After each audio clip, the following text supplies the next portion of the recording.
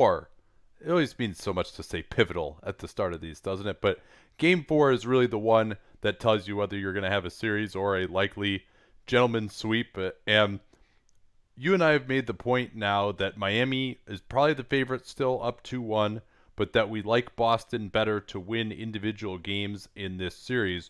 Why is that? Well, I mean, now that Boston is closer to full strength with Gordon Hayward, we'll see how he is physically after this longer break.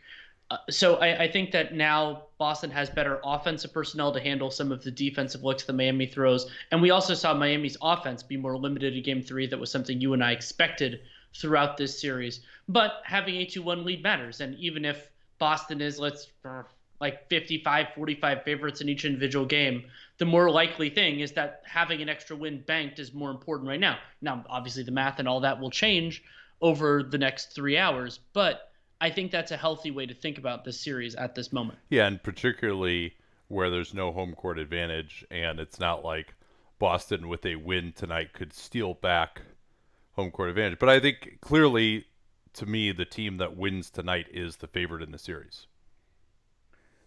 Oh yeah, absolutely. I mean, if Miami wins, then it's 3-1 and they're overwhelming favorites. And if Boston wins, it's 2-2, but the kind of the advantages that we talked about before in terms of having superior personnel, those things take on greater precedence because the series will be tied. For Boston, yeah, Uh, go ahead. Sorry. Go ahead. No, you go.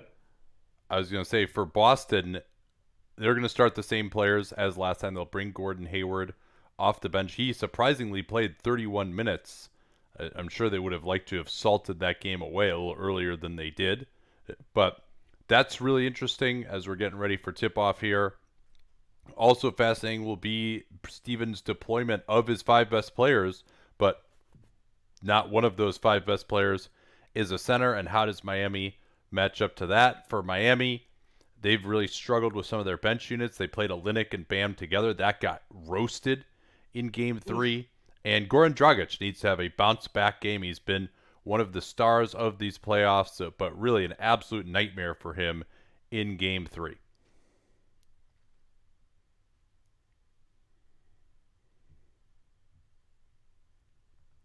Adebayo winning the tip, and Marcus Smart trying to set the tone early defensively on Dragic. Jaylen Brown chasing around Duncan Robinson. They want to get Butler off a screen. He didn't do much in game three either. Switching Kemba onto him. Butler hasn't really hurt this matchup too much. He's going to go for the fadeaway over him and scores to crack open the basket for the Miami Heat. Now they're going to screen away for Brown here. Crowder trying to switch out on that. Smart looking to attack on Robinson. Goes to the nice leaner. That's one of my favorite moves right there, Danny. The up and under into the 1 foot. Now Butler caught up by Tatum at half court. Going to go after Walker again. Butler going into Tatum. Stripped off his leg, but it will stay here. They say that it hit Tatum after it hit Butler. Yeah, and something you and I always watch early is it's not necessarily about how many shots go in, it's about the quality of the shots. So keep an eye on that for these first 5 or 6 minutes. So they've gone after Kemba Walker on these first two possessions here. Now it's Brown switched on to Butler off the out-of-bounds play. Adebayo looking for Robinson on the near side. Tice faking out at him nicely to force the pass, and then got all the way back to Adebayo, who hits an impossible fadeaway anyway. That was actually a great defensive possession by Tice, but a better shot by Adebayo. Here's Tatum off the screen against Crowder, working into the mid-range, and Tice with the nice moving screen. Adebayo got through it, though, to contest nicely. Now Dragic in transition. Butler has the advantage on Tice, going to try and use it. They get it right back. Now he wants to go at Walker. Walker knocks Butler to the ground, and they still control. Plenty of time here still for the Heat. Dragic switched onto by Tice. Stepping back. Tough contest. Nice defense again by Tice. And while they missed the shot, that's the advantage of going early, is that Miami had a second effort there. Smart off the side of the backboard. It's been the playoffs of three-pointers off the side of the backboard, it seems. Now Dragic, that's a really good screen by Bam, forcing the miscommunication. That all starts with a wipeout screen from Bam Adebayo, and Dragic sets that up beautifully. Marcus Smart, very difficult to screen, but they got him that time. Yeah, and it didn't happen there, but that's a great way for big men to actually get baskets for themselves is to set good screens. I'm mad about that with Porzingis all the time. Here's Jaylen Brown, who has had it working in the mid range with a nice little crossover on Jimmy Butler after Duncan Robinson stymied Walker. Screen away for Crowder here. He's guarded, of course, by Walker, the least threatening place to put him. Fake handoff. Now a tough pass into the corner. Recovered. Crowder, deep three. And that misses. Good defense again by the Celtics. I like what they're doing defensively early here, despite the 6-4 deficit. Tatum trying to find Tice on the roll, and his pass sails over the head of Braun. Not good.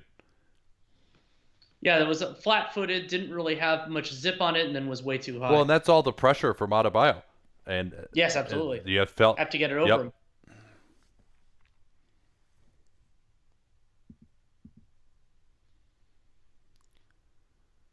Somewhat of a ragged start, as we see sometimes with these teams, and Walker just immediately switching on to Butler. Here's Adebayo in the mid-range, where he's been on fire in these playoffs, but couldn't get that one. He's got to be contested with 3 on the shot clock for it to go in, apparently. Now it's Brown. Size advantage on Robinson. Into the lane. Good help comes. No spacing from the Celtics. Smart.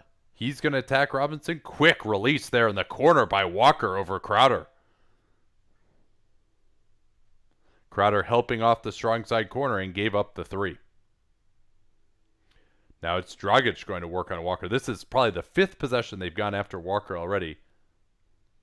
Dragic leaving it for Adebayo. Butler off the Adebayo screen. Mid-ranger from Butler goes down 2 for 2. And Jimmy Butler, he and Anthony Davis were 2 of the worst mid-range shooters in the league this year during the regular year, but both of them have shot it well from mid-range in these playoffs. Yeah, and so one of the questions we talked about this a little bit with AD yesterday is, will that continue? There's more help off the strong side corner by Miami, and they get burned for a 3 again. That time it was Butler. And they're going to get... Is that the left hand of Tice? No, I think that might have been Jaylen Brown. Yes, it was. Thank you. The second Can't get too swipe, excited here, and I Nate. think Tice is saying to Jaylen Brown, hey, get out there. Don't come down here. And I had him taken care of. You didn't need to help. Yeah, it looks like he got him in the face on that swipe. Dragic may get hit in the face more than any other player, although that time it wasn't the result of him being a little over-aggressive defensively. Now Dragic. Oh, the fake DHO, and Adebayo is tripped. Nice play there. They generally have... Well, yeah. and sorry, quick interjection because this is important. That's Jaylen Brown's second. Oh, yeah. Is he the guy who got caught for that trip? Yeah. And that's a correct call. But anyway, go back to what you were saying. Sorry. Yeah, no, that was important. The Adebayo fake handoff, that's something that was a big staple for them in the regular season. The Celtics are in the 2-3 on the sideline out of bounds here. Or maybe not, actually. Maybe there's just not a lot of movement on the weak side from the Heat, but an air ball from Robinson. But the fake DHO, they've largely shut that down. Now it's Tice, stopped by Adebayo. Left-handed pass from Tice to set up Tatum. Misses it. Tatum now with the no-hope offensive rebound. This enraged Stevens in game 2. And here's Dragic going right in, and they're going to get something here with Butler fouled, all because Tatum went after a no-hope offensive rebound, and Stevens must be absolutely enraged by that. And while that probably won't be listed as fast break points, to me the line is, was the defense ever set? And there it never was. So that will be, was second chance points and some of that kind of stuff. But yeah, I mean, Miami, that was the first credited attempt in the restricted area for either to the one that was missed. That was the first credited attempt in the restricted area for either team in the first 4+ minutes of this game. Lots of jump shots.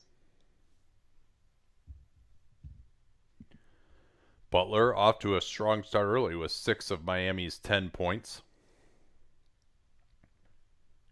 Haven't seen that Heat zone defense yet, of course. It's been more the switching man-to-man. Walker off the dribble against Robinson. That just curls out. And it's clear that the Heat are making a concerted effort to get Goran Dragic and Jimmy Butler going early. Their two best scorers. Here's the open side pick and roll. Wasn't that open, but Jaylen Brown did not get there off of Jimmy Butler on the backside. And the Heat, they do a lot to disguise those pick and rolls early so that the guy guarding the ball handler is behind the play, and that's part of why they're so effective. Brown against Adebayo. He's going to try him right down the lane. Adebayo with the stop. Again, they keep going at Adebayo. I really just don't get it. And what we haven't seen at all, Danny, is something that worked so well in Game 3 was getting the switch on Adebayo and then letting someone else attack from lower on the floor with Adebayo outside. Same play for the Heat again, similar action, and Brad Stevens is going to get a timeout. With that time, they helped on the roll by Adebayo, and that left Crowder wide open for the three.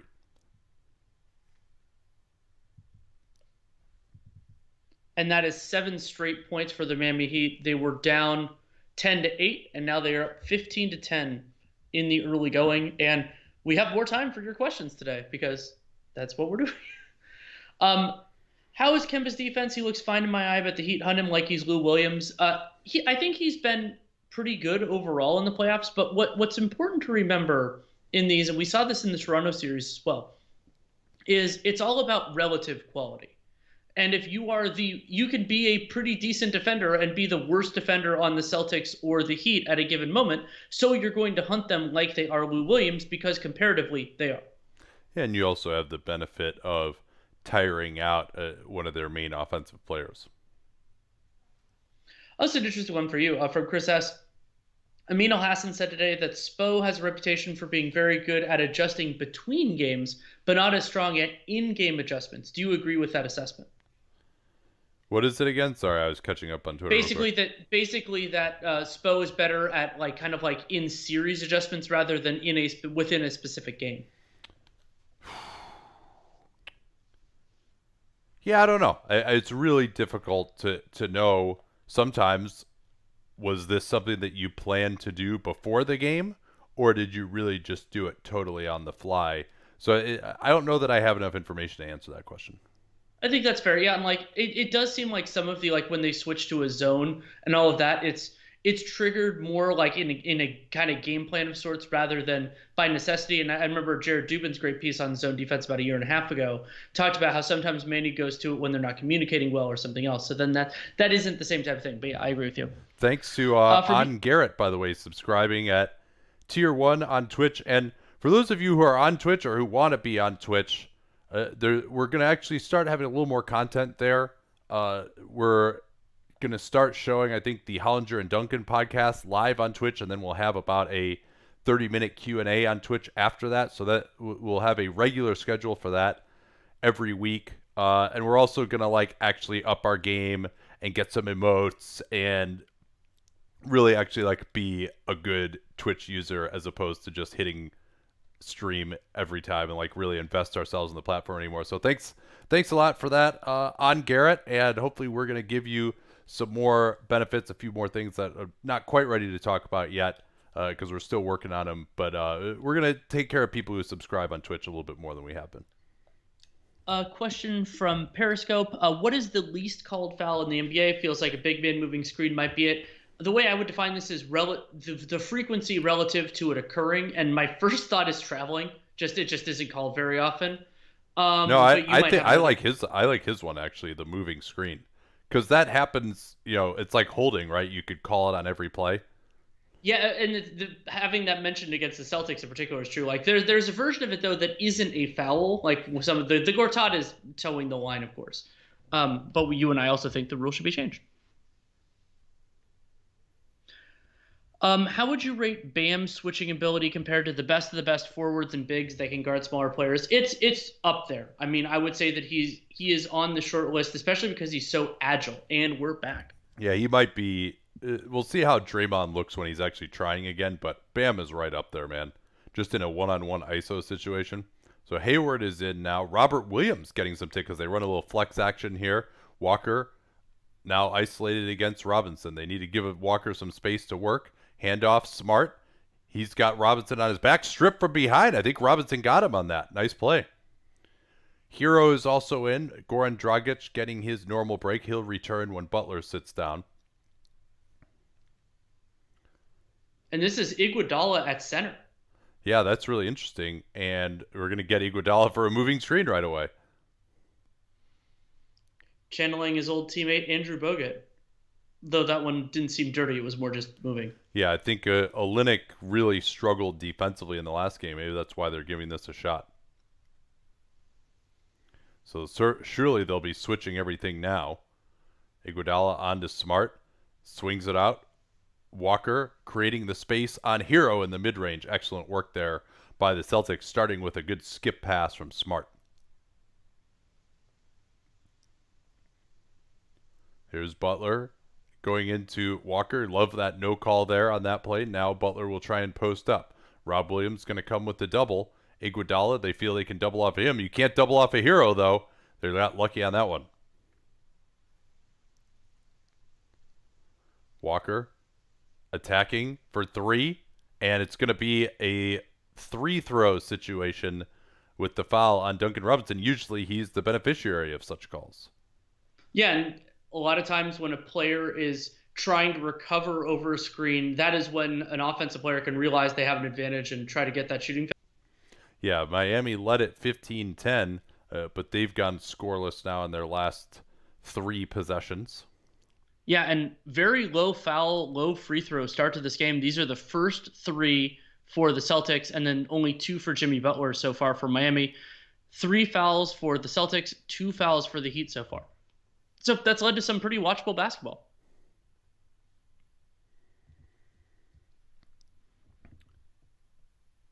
More free throws still here for Walker. I looked up from my box score and hoped that these would be over, but not yet.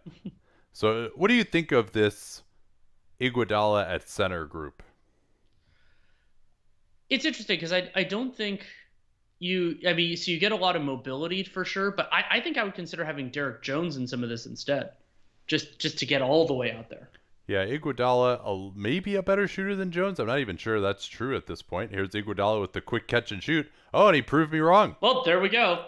Yeah, certainly it's been on him. I'm sure the coaches are telling him he needs to be aggressive with that shot. And he is an excellent passer and more intelligent defender with Jones, if not as athletic any longer. And now Smart's going to get another foul on Duncan Robinson. That's 2 fouls in a row on jump shooters for Robinson, and that's 2 total for him.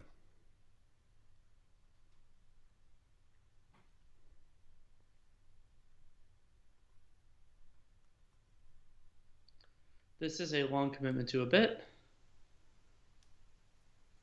And maybe I jinxed it. Talked about how it was a low free throw game so far. That is now 5 free throws for the Celtics in the last 25 seconds.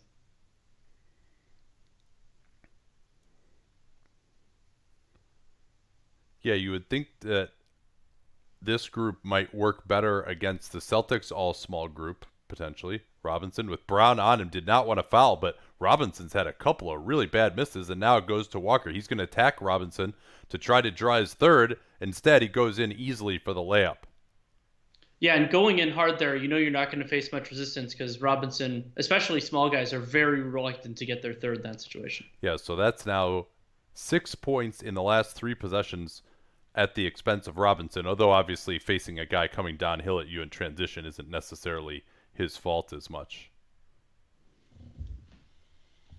Yeah, and so now it's Robinson and Jaylen Brown that have 2 fouls. Nobody else. There are very few people that even have 1. Yeah. And let's get some questions. So from Chris Cardenas, who is the worst NBA player today that would absolutely dominate in the 60s or 70s? You know that era better than I do. I feel like all the All-NBA guys would do very well. Though, remember, there wasn't when did the three-point line come in? 1979-80. 79. So there's a group of guys that would be less effective in a two-point only era. Though, you could still shoot from far away. You just wouldn't get the extra point. Who would be, probably pretty unbelievable would be someone like Brook Lopez. Just, huge guy, good post-up player. Is the answer here Boban? No, that's been talked about, but remember how high-paced the game was back then. That's true. Um, Like his offensive touch, I think would have been valuable. yeah, it's really interesting. The rules were so different back then that I'm a little more hesitant than some people to be like, "Oh, this guy would have dominated back then." And are we saying that he is just bodily transported back with like all of his skills from now? And the other thing is like, you can get away with basically a whole other step now, and you can't like a lot of these perimeter guys, you couldn't like their dribbling, they would just get called for a carry on every single possession back then. Like John Morant. Yeah. So, Yeah. he might be faster, but I mean, Euro stepping would basically be illegal. Uh, any kind of crossover or behind the back that guys are doing would be illegal. There's really a lot of stuff that they would just get called for immediately. And so I think you really have to look more at the post players. It was just so much harder for guards to dominate back then. So, I mean, I think, the crazy shooting, like anyone, DeMar DeRozan, I think actually would be like a really good player back then. Just someone who can get to a spot in the mid range and elevate. As still like not a great guy, but you could see, And his positional size would have been valuable then too. yeah. Although he's never And been he much of a like rebounder, but Whiteside also is like, or not Whiteside. Somebody mentioned in the comments. DeRozan also like his athleticism, especially early in his career. This one quickly from Patrick Boys. What do you see as LeBron's path to maintaining effectiveness into his early 40s? Taking care of his body, he's already doing that. And then I would say for LeBron, he's just going to have to keep sliding positionally. Like now he's more of a power forward defensively than anything else, and maybe he's going to maybe he'll even slide into being a center at some point. I think that basically just he's going to be able to move less on the perimeter, and then his passing game is going to age well, and we'll see what happens with his jump shot. But I mean, I think LeBron is exceedingly well positioned to do that should he want to take the time and money that it will require of anybody to keep their body there. yeah. And also, Solomon Hill is going to come in here. This is fascinating. But yeah, for LeBron, I mean, the jump shot is one of the biggest things, of course. So yeah, Solomon Hill and Iguodala together. Hill playing over Derek Jones, I guess. Hero, they try that pick and roll with Bam. Nice contest from Rob Williams, but to no avail. Great finish from Tyler Hero. That's Lots of limited shooters on the floor for Miami right now. yeah. Williams at the elbow gets it to Hayward. Little quick pick and roll. Hayward, oh, nice deflection. I think that was Bam who got it. That's a couple of times that Bam, with his pressure, it has caused passes to go awry. That would have been an alley-oop dunk for Rob Williams if he doesn't get a hand on it. And so Boston, if they're going to switch into man-to-man here, matchup hunt for Dragic and Hero. Don't try to do as much at the other guys. They're good defenders. Heat getting their 2-3 look here, but it's Hero up top. Brown almost loses it. Late clock. Pass was too late to Kemba Walker. He's going to have to jack one up. No, we're going to get a little bump here on Hill. Yeah, Brown just too slow with that pass. Walker was open, and he saw him too late. Yeah, and in a 2-3, the openings are different, but if they're going to have Hero on the edge of the 2-3, it's fundamentally different. Sorry, on the top of the 2-3.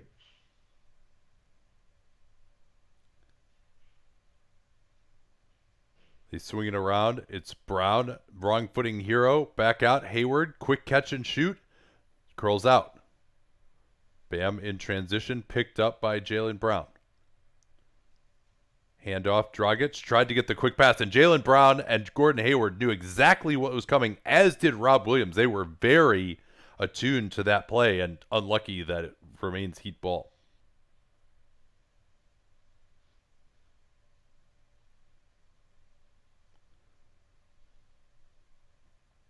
Good active hands by Williams there, preventing the pocket pass. Hero on the drive against Kemba Walker goes in again. I think that's one of the best things about Hero that he's improved has been his finishing at the rim.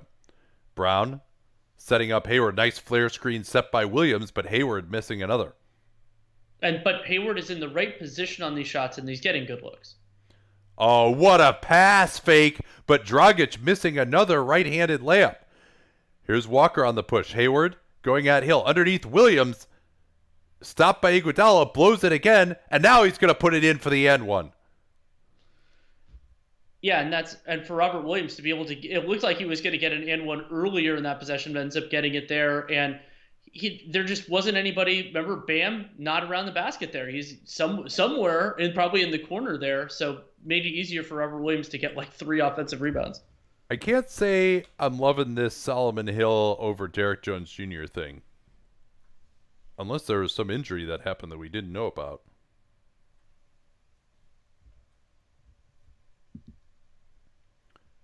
Dragic again. Oh, the alley-oop is a little bit too high. And Williams, even if he's not in perfect position, he's so big and reacts so quickly that he's able to disrupt some of those passes. That was a beautiful action, though, with the Heat either faking a screen coming out of the corner from the guard or going to the regular pick and roll. Bam. Tatum, he misses a three. Boston getting some decent looks, haven't made him of late. Williams starting to look a little more tired now. Pick and roll at him again. Switches on to Dragic. Dragic wants it back. Instead, it's Iguodala missing off the heel of the rim. Ugly offense here in these last 5 minutes or so. Hayward on the quick drive, cut off by Hero. Leaves it for Williams, who is clogging up the spacing. Tatum shoving off on Hill, and that will be called. Tatum's good for one of those a game. You're the first one to point that out. Yeah, thanks to Kyle Lowry for basically setting it up at one point. But yeah, Tatum pushes off so much with his left hand.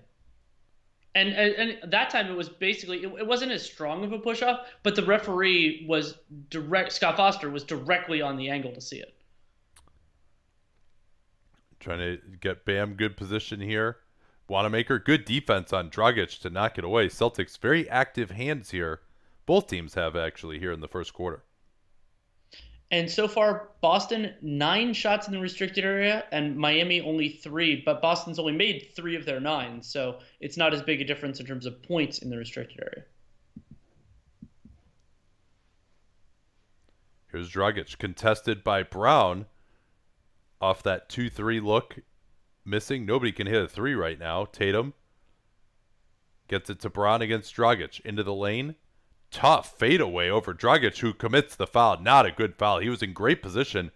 Brown had an impossible shot. All he had to do was just keep his arms up without fouling. Take the win.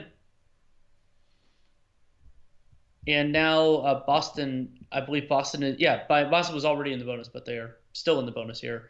And chance to tie the game. But they won't.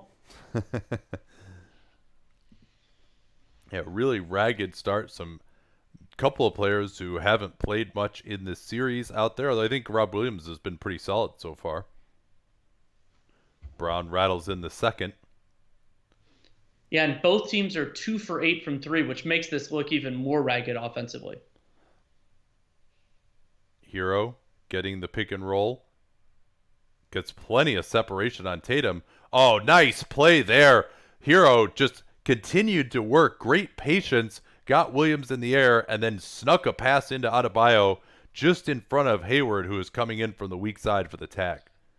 Yeah, and Hero did something I really loved there, where he jumped, but he jumped to the side to give himself an additional passing angle, knew where Bam was going to be, and found him for the foul and 2 free throws. Hero, the other I mentioned his finishing improved, but he's just much more under control now. That's something that a lot of young players really need to learn is it's not all about getting the advantage and then getting to the rim as fast as possible to beat the defense. It's really better to slow down, play the angles, and keep the passes in front of you. Other than Kyle Anderson, there might not be a better person to watch and learn that from than Goran Dragic. So that's good for Tyler Hero. Brown getting a rest. Heat extending that 2-3 out into a 2-2-1 to start and bleed some time off the clock. Now they'll get back into the 2-3. Crowder and Iguodala at the top. Get it into Williams at the foul line. Here's Hayward into the corner. Wanamaker swings it around. Tatum has space, floats it, way short. Williams underneath for the easy layup. He beat Hero. There's the disadvantage of the 2-3, the way Miami plays it. Smaller guys down on the baseline. Adebayo contested, and that left Hero trying to box out Williams, which he could not do. Now Hero into the mid-range again. Iguodala not looking for the 3. Instead, it's Bam. Hero moving without the ball, but they couldn't find him. Crowder has to jack, and that misses. Good defense by the Celtics that time. And they'll take the last shot of the quarter as a reward.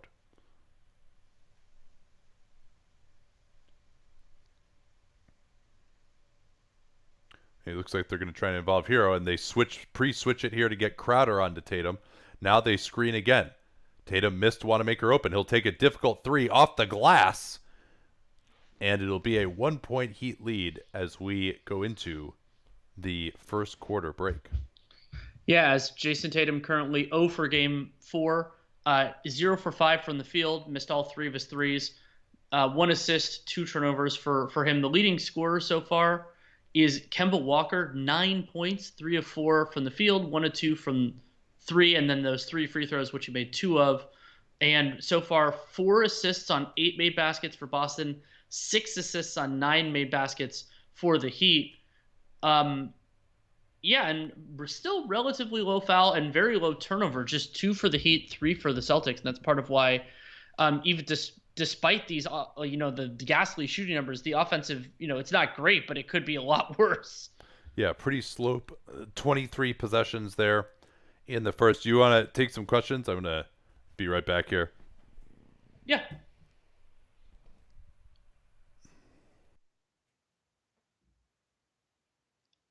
Should teams consider calling intentional airball putbacks? I've thought that there might be a potential avenue for it just because you let the ball go for a while, but I think it's being consistent enough with it, like knowing exactly where it's going to go. That's like Nate has an idea about that with when he was in high school, they practiced intentional free throw missing so that it would go to a specific spot. I think that players could do that, but I also think you could figure it out relatively quickly.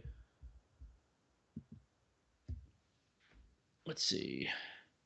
Is it just me, or does Robert Williams look a bit underdeveloped physically for a second-year player? Has he been injured for extended periods? Yes, he's battled a lot of injuries over his 2 years, and that's been a major factor in his development. Just kind of when it looked like things were coming together, he had another issue physically. From Elliot Litherland, what do you think of the refs playing advantage on shot clock violations that the defensive team is about to corral it? I generally think that they could be more aggressive at playing the advantage. However, you do run into a challenge. Something that I've been thinking about a little bit is that the more you start to do that, the more these like kind of weird rebounds become contested, and there is a chance for injury. So I think that there is a little bit of an unintended consequence that could happen if teams think about those as being live rebounds more often. So I'm a little bit less enthusiastic about it than some. Let me see. I'm going through all of them. Any immediate ideas on what the Celtics do in the offseason for the center position, regardless of win or loss in this series? My guess is that they're going to keep it pretty modest for right now. Like there's the idea that they could go big for it, and I think they kick the tires on somebody like Miles Turner, especially because Turner is under team control for another couple of years. I don't think they're going to like be in the Rudy Gobert derby should such a derby exist.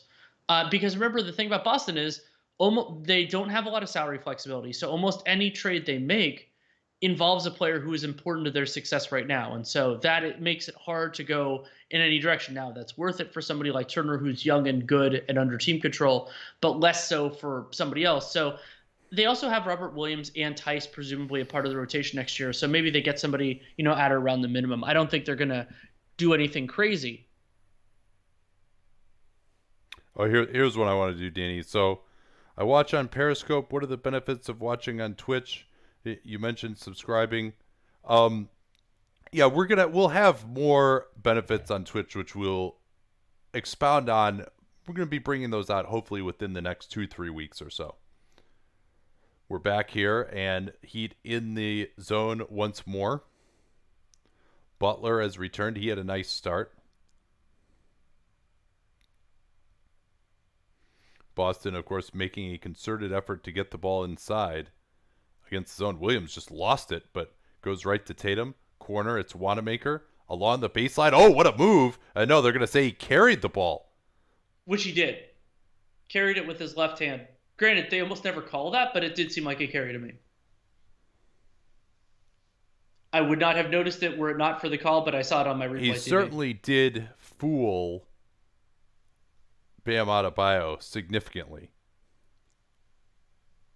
Get it in to Adebayo. Hero trying to come off some screens. He's not open. Now it's Butler instead. Leaves it for Adebayo. Williams gets a hand on it. Now he's ahead of the field. Leaves it ahead for Wanamaker. Wanamaker with the lay-in. Rob Williams having a wonderful defensive game so far, I think, Danny. I agree. We haven't seen the sort of mistakes from him, but obviously his stamina can be a little bit of a question mark. Here's Hero into the mid-range, and one thing that's interesting is other than Jaylen Brown and Marcus Smart, I think both Tatum and Hayward are not that well equipped to really chase Hero and Duncan Robinson around. Now Tatum gets his pass deflected. He's been awful so far. Dragic going right in, rejected from behind, but Hayward is called for the goaltend. Hayward loves that chase down block. I couldn't get a good look with that terrible camera angle of whether that was a good call or not. Someday. Tatum gets it ahead. Again, Wanamaker has Ojale wide open in the corner. Dragic is all the way up at the hash mark. Here's Gordon Hayward. Quick catch and shoot. That goes down. I mean, that's just to be able to shoot that on the hop, quick catch and shoot, go into your right, get it off quickly. That's an element that they've been missing. Here's Butler attacking with the left hand. Misses the layup. Hero eludes Tatum in the corner, and he drains it. If they go to this camera angle in the NBA Finals, I'm going to go crazy. Well, just like get prepared to go crazy then. I know. That's what I think we'll have an emote for that of when this stupid camera angle comes up. We're really going to give all the benefits to our Twitch subscribers. Wanamaker going into Dragic, and Dragic with the flop. Wanamaker has been called for a couple of plays that he disagrees on. We'll see whether Wanamaker pushes off with the right hand if we get a replay on it.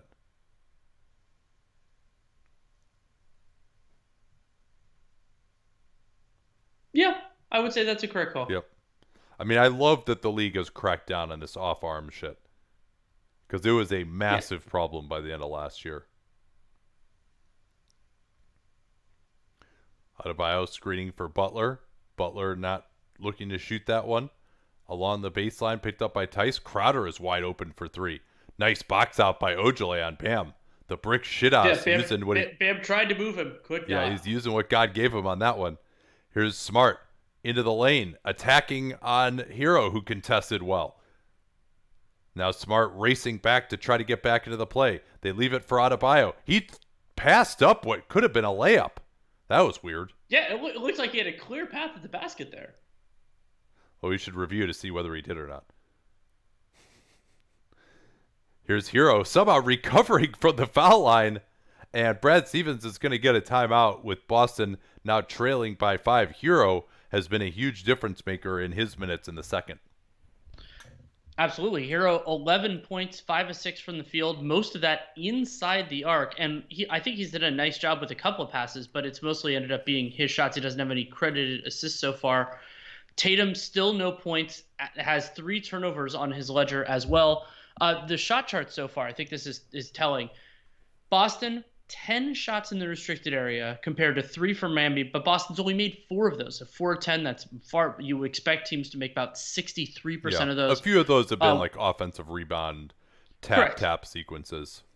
Yeah. 1 for 3 from floater, 2 for 2 from mid-range, and then the Celtics, part of why their offenses look bad, 3 for 10 from 3. A couple of those just great looks that have gone wanting. And Miami, 3 of 11 from 3. So like both these teams, and I would say Boston's looks have been a little better than Miami's, but not dramatically so.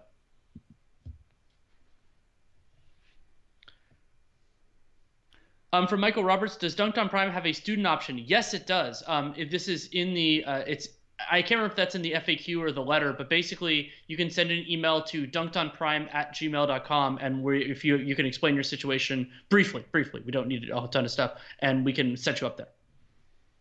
Yeah, we have it's called the financial hardship option, but student is a way to think about it. Yeah, keep getting these questions about Twitch Prime benefits.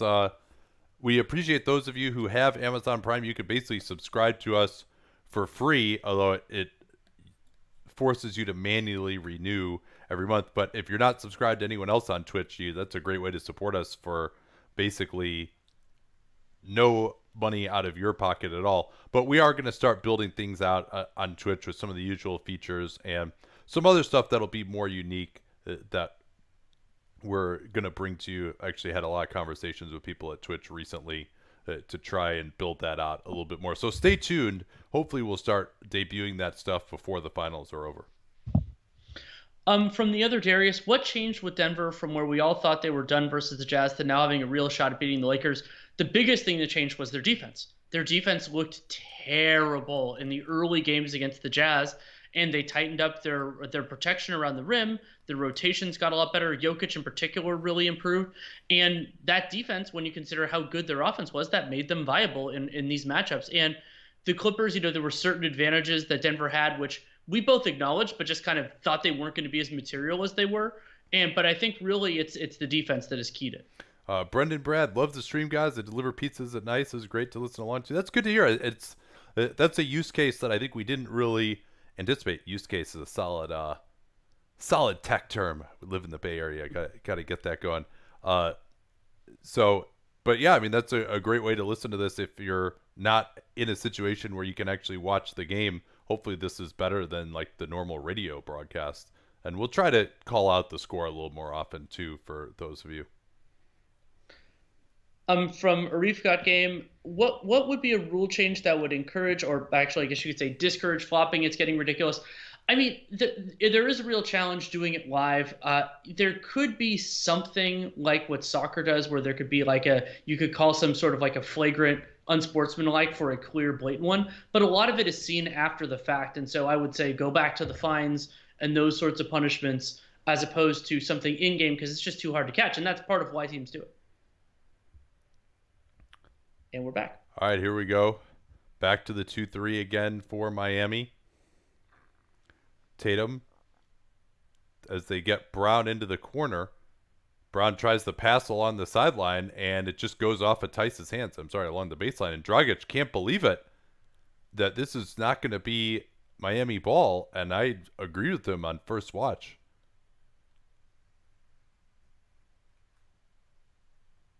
Oh, yeah, that's real bad.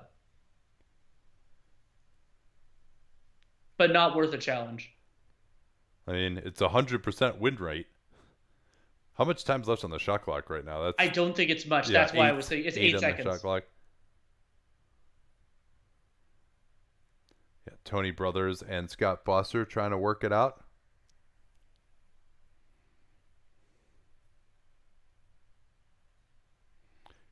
And this is exactly like, well, this is one of the quick things that, like, on my stance of having a fourth official that's just watching the TV feed, like this could be an instant, like, whoops, we got it wrong, like that type of thing. Wouldn't change anything. Wouldn't make the game go slower. Yeah, but they did actually work this out. It does seem like they're trying to limit Hayward's minutes a little more early in this game. We're seeing more Wanamaker. We're seeing more Rob Williams, as Crowder missing a three. And another great box out by Tice there on Bam. Smart, as they get back into a man-to-man. Yeah, a lot of times they're going, no, actually it looks like they're in the zone again here. Tough to tell. Not a lot of movement from Boston on this possession, as Wanamaker just goes right through Hero. It probably should have been an and one on that. Hero off that screen away in semi-transition. Butler in the corner, takes the corner three, misses that. But that's the shot that Jimmy Butler passed up a lot during the regular season that he needs to take just in the flow of the offense so he gets guarded. Now Tice in that transition drag screen situation. Miami was not quite set up. They didn't have any help. They created that quick open side pick and roll, and Boston with a couple of buckets here to close it within one. Yeah, and also like that was kind of like a sprinting slip of a screen. I think that helped cause a miscommunication. And now the Heat will take their timeout to discuss.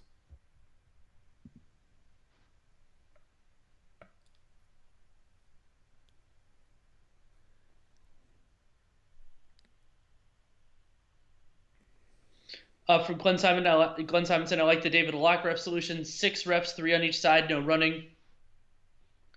That's another way to do it. I think part of the reason that's been an issue is I don't know that how much that if there are that many capable officials, or if it like it does the league in normal circumstances, non-bubble circumstances have it. But I think you would see a very well officiated game if you could have 6 on-court refs. Do we have ads on our? Just asking everyone here. Do we have ads on our YouTube page? Because I don't. I think I have those turned off. It's like such a small amount. I thought it didn't really make sense to have them on there and like subject you guys to that to earn like a few cents, given the number of viewers that we have. But hopefully, that's not the case. Okay, good. Thanks.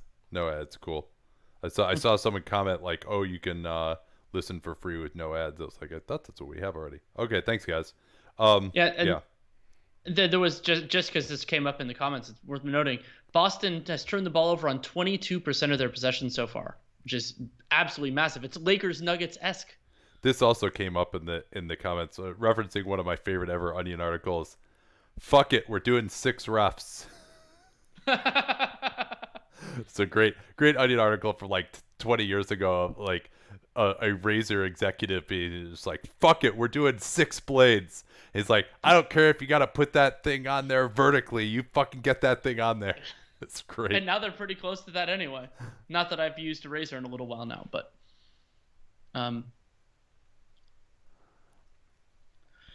from that's a long from Grenadelaide Online. I don't think Bam fully knows the extent of his size and ability. Multiple times now we've seen him dished out when he's got to clean. Like, yeah, it also can be that's sometimes it's the forced perspective of the camera angle. It might look like it's a little closer to the basket than it is. There are times that is the case where just because you're not at a specific angle, it might look a little closer. Curious to see what you guys think in the comments here. Who's playing better right now? You think Miami or Boston is playing better? I think Miami's playing better, but not dramatically so. Some of Boston's turnovers have been really unforced, have been less forced errors, and so that's. I used a couple of proxies. One is missing open shots. One is unforced errors as kind of like whether a team is playing better. Yeah, and you mentioned the high turnover rate for Boston, although this is always fraught with peril because you and I think Boston is the better team. So if it's close, it's very easy to say that they're not playing up to their potential. But That's no, true. I mean I think both teams has been a relatively high level of game so far, and both teams have gone to maybe some odd lineups, which is a surprise to me since this is such a critical game and they just had 3 days off. That's a good point.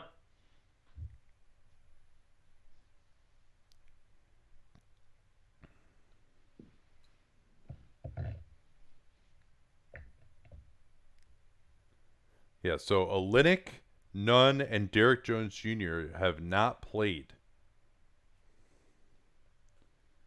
They missed the flight.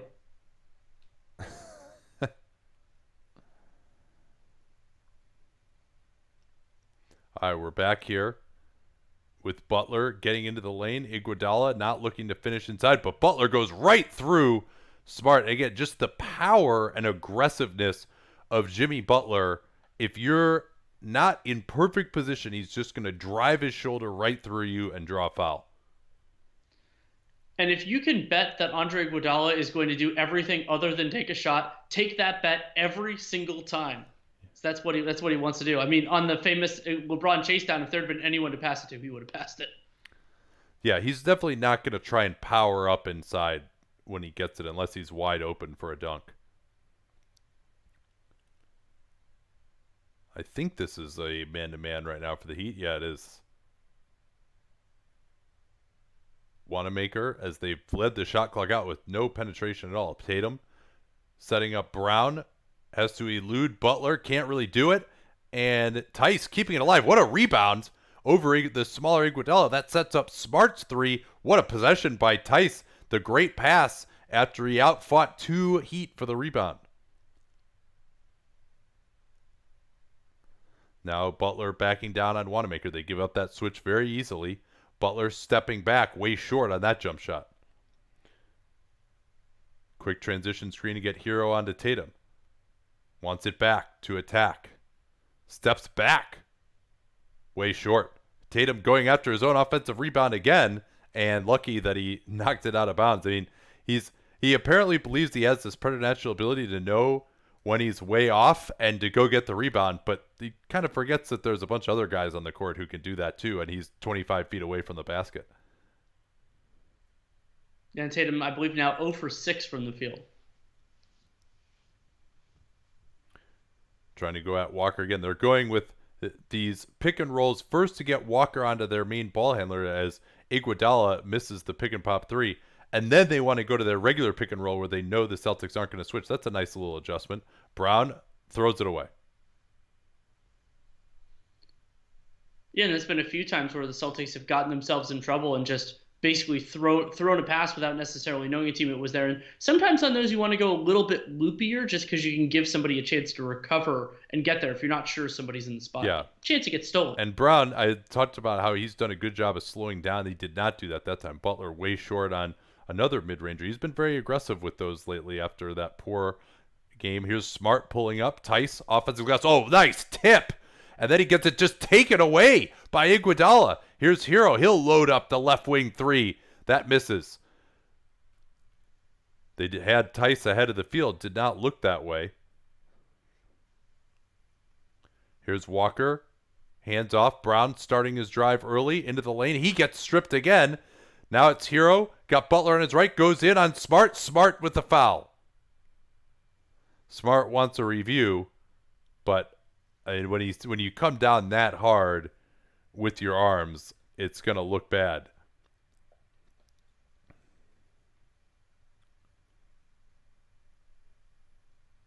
And he got him with the body, it looked like to me. Yeah, he does kind of jump into his path here, too.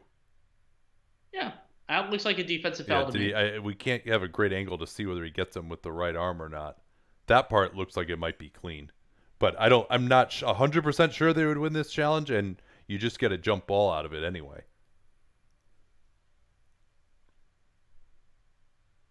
Like Smart drills him like it's chest to shoulder, and I didn't see enough from Hero, but when that contact occurred, like yeah, he jumped into his path. To me, that's a defensive foul. I get why Smart thinks it's like the defensive player thinks that he was there. Yeah, but, I mean that's verticality as Hayward comes back in. Hayward's only played like probably 6 minutes or something. He hasn't played much, has he? 9. Okay, I guess he just didn't have as much of an impact as I thought. Walker gets it out to Hayward. Brown at the elbow. He'll just take it. Misses that one. Boston's offense has not been nearly as effective. The Heat barricading the rim much more than in Game 3. Now Hero just throws it away. Smart all over that one. Almost throws it away himself. Walker, catch and shoot, right wing. That's way short. What a rebound by Hayward, but he blows the layup. Yeah, and that was Tyler Hero contesting that second chance opportunity for Hayward. Duncan Robinson is back in with the 2 fouls. They get it to Hero in the mid-range, and neither team can really buy a bucket here. Walker gets the transition screen, and that goes down. Nice little early offense, and Iguodala, that's on him. He was not ready to switch out high enough on Kemba Walker. Now Robinson chased by Hayward, leaving it for Iguodala, who wants to hand off again. Butler going at Tice. Tice had the arm on him, but Butler couldn't draw the foul that time. Now Butler, hard drive on Tice, right into him, and that time he'll drain it. Tice saying, hey, he pushed me off. But as the big man, you don't get that call as often. Oh, nice move by Walker, and he's blocked by Iguodala. Hopefully Walker is okay. Looks like he might have gotten a little stinger there on his shoulder. Yeah, and that was a clear push off by Jimmy Butler. I mean, if they were calling it based on like the force exerted, that would be a foul. Yeah. But it also no ref was really on the angle to see it. Sometimes that happens. Yeah, I mean, I think having just another ref on that side of the baseline, you probably do see that. Good pressure by the Heat, forcing the Celtics further out on the floor.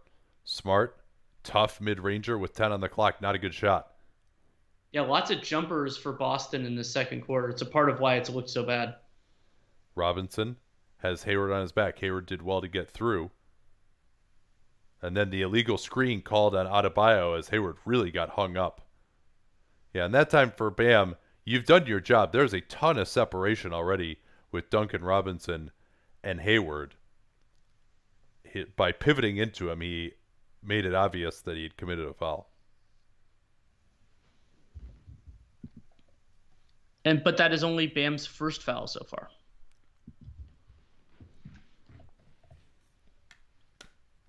Here's the drive by Hayward. He's fouled as he tried to go slowly into the lane. We haven't seen those types of drives as much from Hayward in his return yet. And I believe that foul is on Duncan Robinson, and if so, that is his third. Robinson has not been a big factor in this game. He's only taken 2 shots, both of which were missed threes. Yeah, and I think the Celtics, in large part, have done a really nice job with that handoff game by Miami as Hayward hits the first free throw. And one thing that we said at the beginning, or at least I did, I don't know if you agreed with me, was that Miami, due to their switching and the handoff game, it kind of there's a learning curve to catch up to that, and so I thought they had a better chance to win games early in the series. Milwaukee, for example, really struggled with them and started to figure them out, at least on defense, if not on offense, as time went on in that series. And I think Boston is starting to do that as well defensively. Dragic, as Hayward switches back onto Bam to help out there, and then they're going to get Bam with the walk. Yeah, he moved his pivot foot there, pulled it when kind of when Kemba was going for the ball. So we're tied at 40. Boston looking to take their first lead in some time. Walker now guarded by Butler as they get into the 2-3 once more. Trying to get someone at the foul line. That's smart. Out to Walker. Nice little ping. That's a good shot there. Tice lucky not to be called for the loose ball foul. Hero going to try Walker. Underneath to Bam. Yeah, they totally miscommunicated. Tice raises his hand because he never got back. Never actually picked up a man. Walker had Tyler Hero contained, and Bam just got right behind Tice. Walker on the drive against Iguodala. Smart for three. That misses.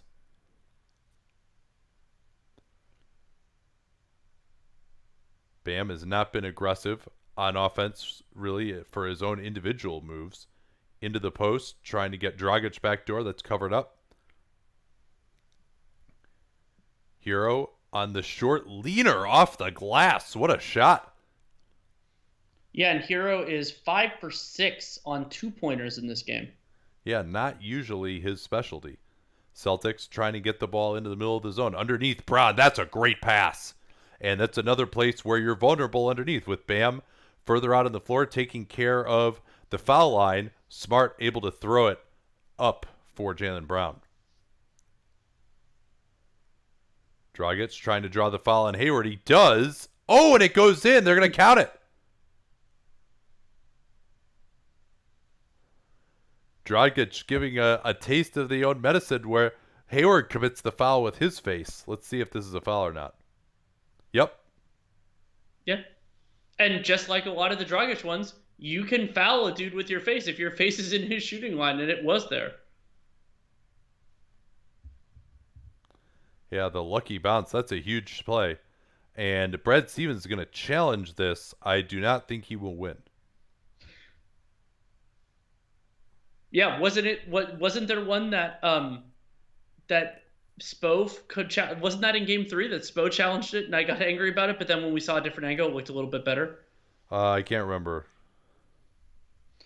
Time is a flat circle, Nate. How did Butler get away with that charge?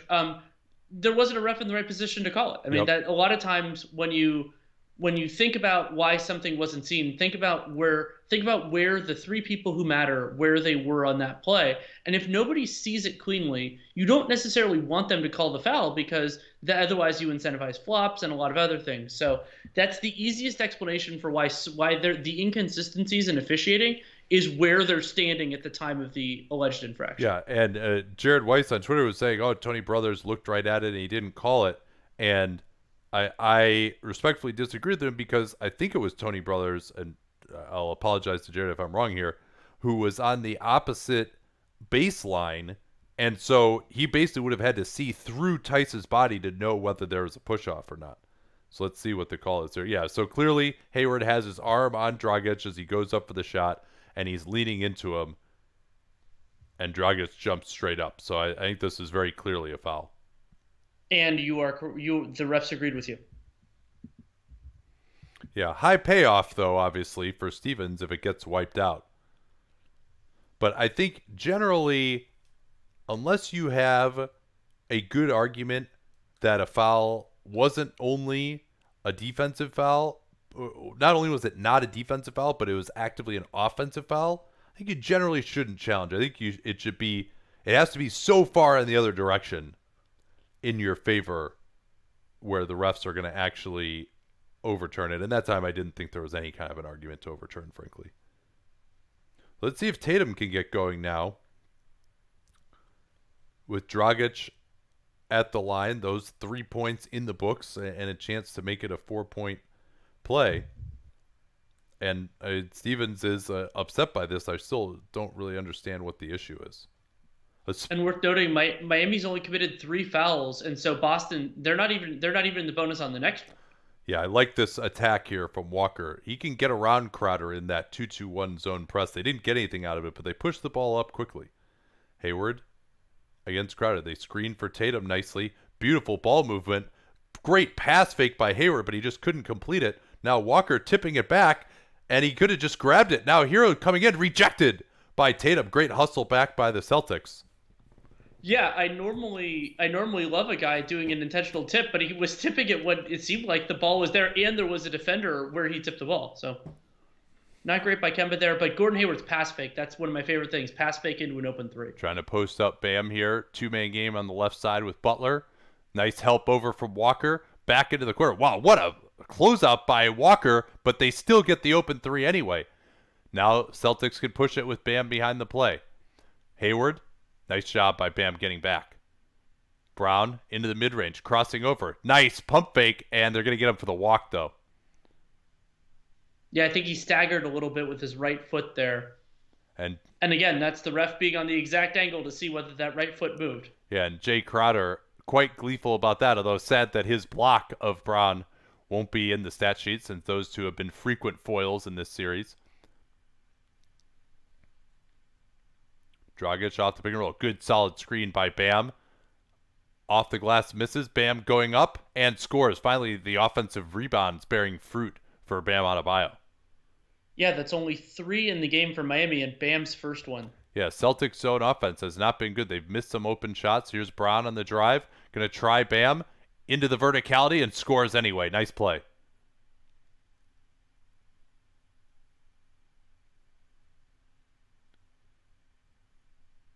Hero coming off the Bam screen. Now they want to get Walker onto Dragic. Now they'll run the pick and roll. Butler on the pump fake over Brown. Pinballed around underneath. Celtics save it, and with a 6-second differential, they'll probably run the time down here, you'd imagine. Tice and Crowder getting engaged, and a foul committed by Crowder, but Boston not in the bonus, at least according to the box score. No, that Miami had only committed 3 fouls before that infraction, so they are totally fine. Let's see, is that I don't think that's going to affect Miami's chance to get the ball back. Yeah, still a 6-second differential.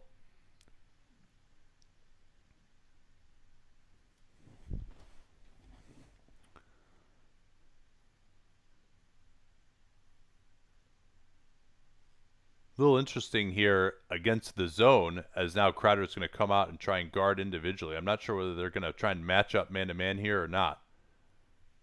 Here's Walker against Crowder. Stutter steps, extends, can't get it. Now Bam has a chance for Miami. Missed his chance to get it to Hero. Deep three from Bam is way off. That was not a well-run fast break by Bam Adebayo, but Miami still a solid 6-point lead as they look to extend their 2-1 lead in the series. And we will be back probably in about 10 minutes or so here to talk about the second half and take some questions.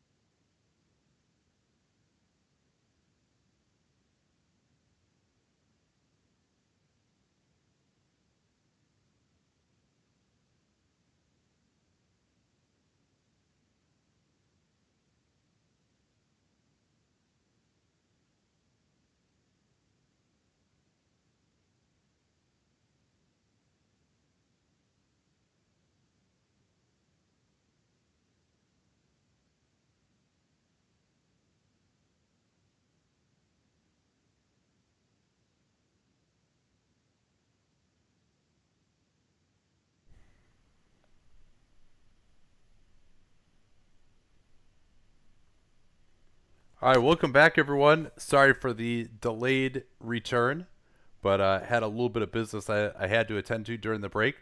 So, 50 to 44, not as many minutes for Boston's first group. They played a lot more guys off the bench. Miami changed up their player usage as well, and it led to what was a pretty ugly half as it turned out. But anything as you're really going to be focusing on here in the third, Danny?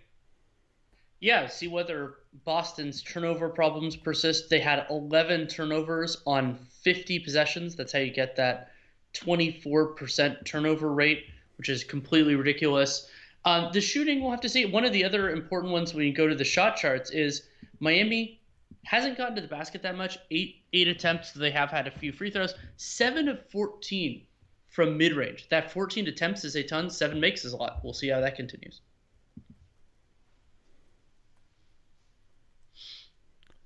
So Heat looks like they're starting off in the zone, but it's Robinson up top rather than Butler, interestingly. Here's Smart on that little roll to the basket. Tatum double team, tries to Euro step around, bam, goes right through him for a clear offensive foul. Yeah, and that's Tatum's fourth turnover and second personal foul.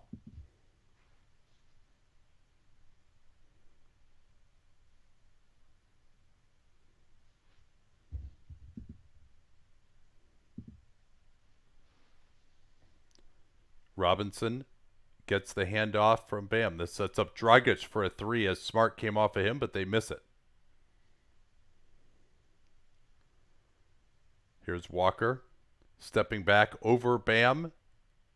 Not much there. It's Boston really having trouble penetrating once more against the Heat. That wasn't the zone off the miss, but the Heat doing so much better of a job protecting the paint. Now Butler on the drive against Brown gets right in, and I'm not sure why Adebayo, or I'm sorry, why Tice was so far out on the floor there against Adebayo.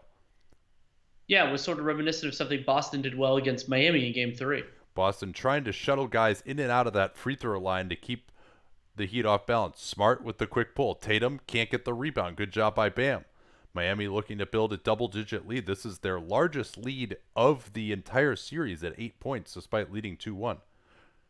Butler against Tice. They give him the space to try and drive it into the lane. He fakes it.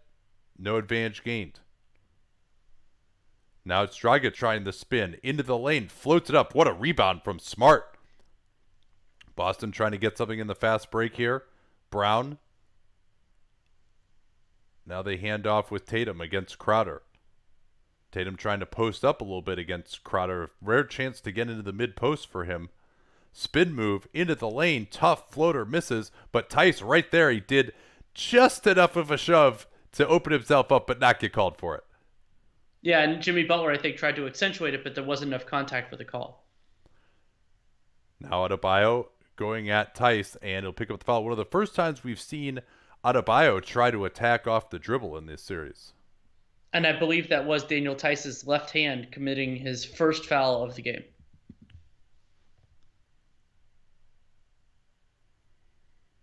He also scored with that left hand. It's not all bad. Now they throw it down. Robinson tried a floater, and Brown just erasing the Boston mistake. We didn't see exactly how it was that happened, but Brown took care of it. Yeah, no one was guarding him, I guess. I don't know if Boston some people thought they're in the zone, some people thought they're in man. Butler along the baseline. Good close from Smart. Robinson way out. Ooh, just in and out. And Tatum will be called rightfully for the loose ball foul as Bam got inside position on him. Pretty pathetic box out attempt by Tatum that time. Well, and that's like some of the stuff that Tatum's doing that's really out of sorts is that he's trying to take shortcuts. Bam beat him to the position, so he just tries to push him out of the way. Bam's standing in front of him, so he tries to drive Euro step through him for an offensive foul. Yeah, you'll see it here on the weak side. Look at this. That's no real attempt to box out other than just reach out with his hand. You got to get your butt between him and the basket.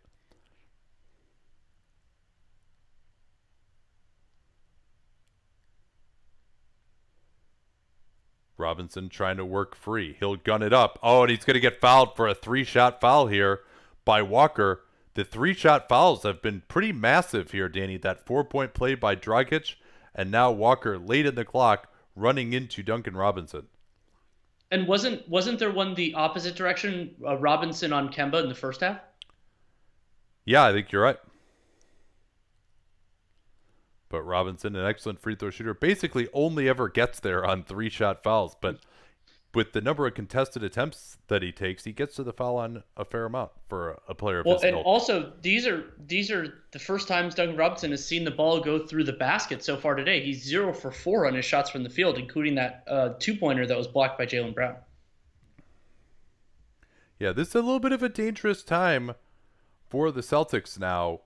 Their offense is looking extremely stilted.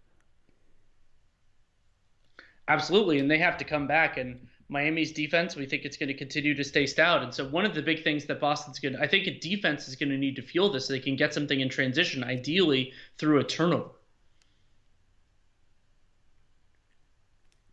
Here's Smart in the corner with the three. Again, they're doing a good job of attacking that zone press in the full court, I think. They have the right idea of trying to throw passes over the top. Dragic getting that left hand, and it'll be kicked to put the shot clock at 14.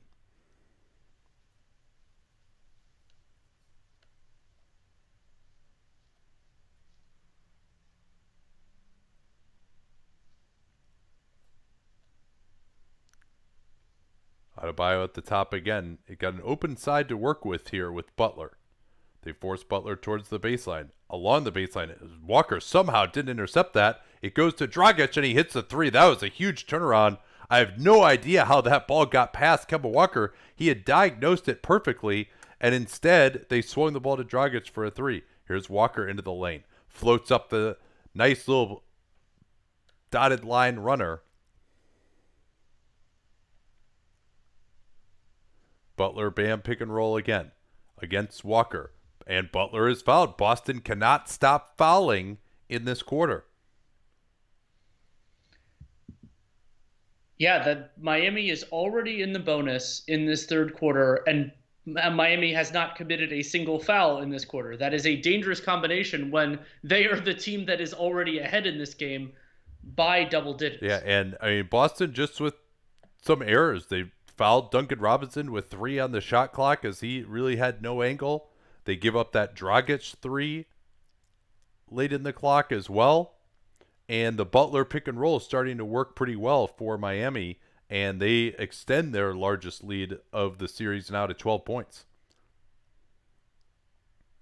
Tatum does not throw it to Smart in the corner. Instead, it's Walker off the screen going left, way short. Tice couldn't corral it. Boston's offense looks awful right now. It would help if they made some threes, but they're not getting the type of penetration that they did in Game 3. Butler against Walker goes through him. That will be an offensive foul. Yeah, and Butler there tried to use his shoulder to power through Kemba, and that's one where, as the small guy, you also want to sell it and get the call. That might have been a turnabout from the Tice play.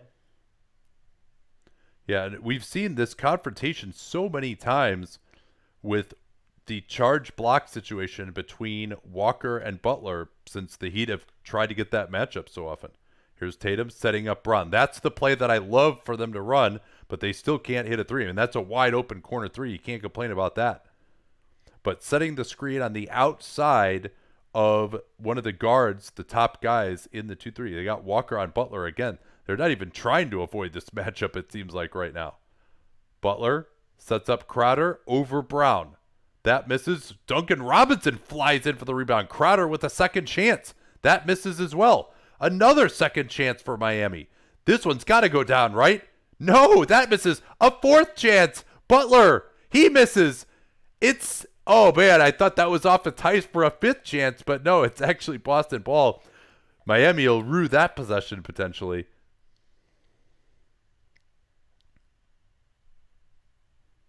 Yeah, I don't understand why Tice is setting the screen in the middle here instead of on the side. They've had so much success with that, getting open looks. Smart leaves it for Tice underneath. Excellent. One of the few times they've gotten penetration is Smart just with the blow by on Duncan Robinson, attacking from the corners as Crowder blows a layup. Celtics were lucky on that one. Tatum walking into a wide open three. That goes down, and Boston right back within 7. So Miami has had a couple of really good looks here to extend the lead, and instead they will take a timeout as the lead is sliced to 7, and Tatum sees the ball go through the hoop for the first time. And we could expect that Gordon Hayward will be on the floor when we come back and see if that changes how Boston's offense looks. Yeah, the three-point shooting in this game, absolutely atrocious by both teams. 6 of 24 for Boston, 5 of 23 for Miami. As Brian O'Reilly noted, the Heat equalized the offensive rebounds in one go. Yeah, they did, and that's also why sometimes using offensive rebounds could be a little bit of a shorthand. Like, I mean, those were legitimate shots at a basket, but it was really all in one fell swoop. Should the Heat trade for Kyle Lowry if Toronto is selling? I don't really know why Toronto would be selling. I mean, if they were one of the best teams in the East this year. Yes, they lost the Boston Celtics in 7 games. There's nothing wrong with that. And remember, part of the appeal for Toronto in terms of potentially getting another elite free agent in 2021 is their consistent competitiveness. So why is it that they would be selling and Miami would be buying? Also, very difficult for Miami to make a Kyle Lowry trade for matching salary purposes. What would you attribute the Celtics' offensive struggles to? Well, 6 to 24 3-point shooting would be the start, obviously, but they didn't even have to take that many threes last game. I think they're under 30 in the last game. So a lot of it is just not getting the same amount of penetration that they did before. And overall, though, just guys not playing well enough and hitting shots. And Miami having more activity again, also forcing more turnovers than they did. So it's a combination of factors, but it certainly has looked ugly.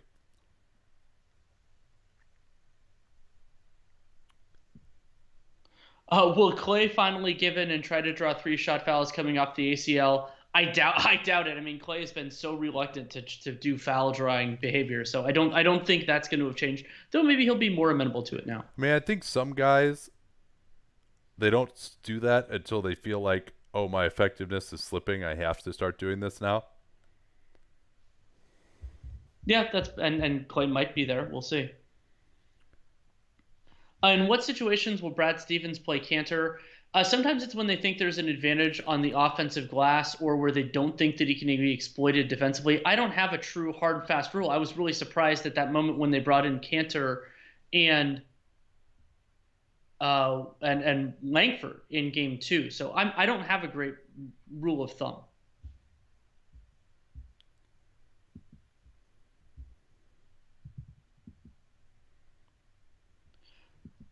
If Miami waltzes to a gentleman's sweep, would you pick them over the Lakers and the Nuggets? I mean, Miami has been excellent in these playoffs. I mean, remember, they've only lost 2 games so far. I think they're the Lakers talent level, though I do worry a lot about their late game defense.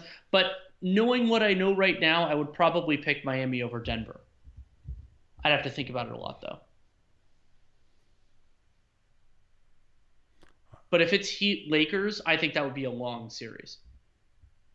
All right, we're back here. So we're seeing the diagram of that Heat 2-3.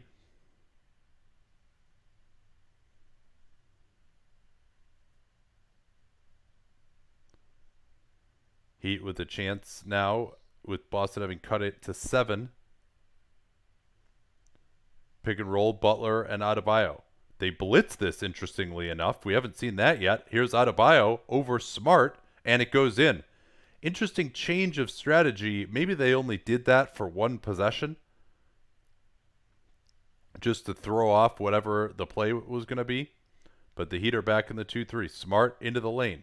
Sets up Tatum. Nice catch and shoot. 2 in a row for Jason Tatum. That's the aggressiveness he needs to have on a catch and shoots against this zone. He's one of their best catch and shoot players when he looks that way.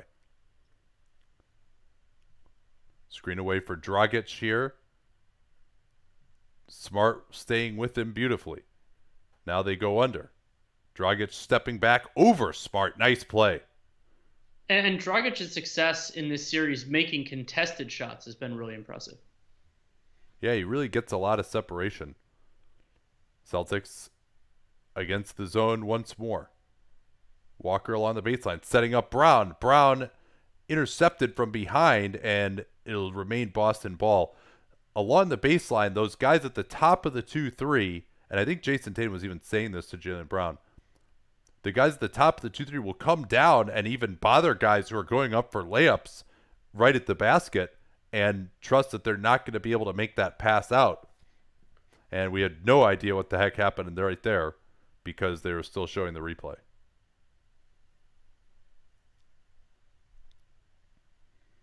Heroes come on. He was the star in the first half, of course. Good job by the Celtics not miscommunicating on those split cuts. Now it's Hero leaving it for Adebayo. Brown with the late switch. Foul. And Bam definitely way more comfortable with the right than the left there. Tried to go reverse off it, but he's going to get 2 free throws anyway. And yeah, Tyler Hero there, really nice patience, knowing when Bam was going to get separation, got Adebayo the ball at exactly the right time. I've been very impressed with Hero's his feel of the offensive timing is post hiatus in particular. Yeah, Bam starting to get going here with a couple of plays out of pick and roll. It was that which bedeviled the Celtics in the third quarter of Game 2 when he had 15 points.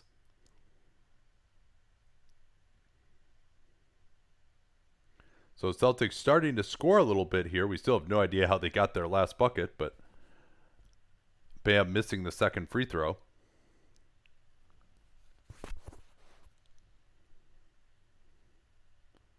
Smart all the way in the corner, forcing the corner man to guard him. Now he loops a pass way over to Hayward. Hayward looking to go at Robinson. Nice little action there to get it out to Brown. I'm not sure if that was a set play or not, but it worked really well. Yeah, because the guy at that part of the zone is going to track Hayward, and then somebody else fills his spot. Butler off the screen, going at Hayward. Gets open in the mid-range, misses it short. Good job by... No, they're going to get the loose ball foul on Hayward. And looks like he got hit in the stomach for his trouble as well. Yeah, and that's because Boston is in the bonuses, or Miami's in the bonuses. They have been for a while. That's 2 free throws instead of just being side out.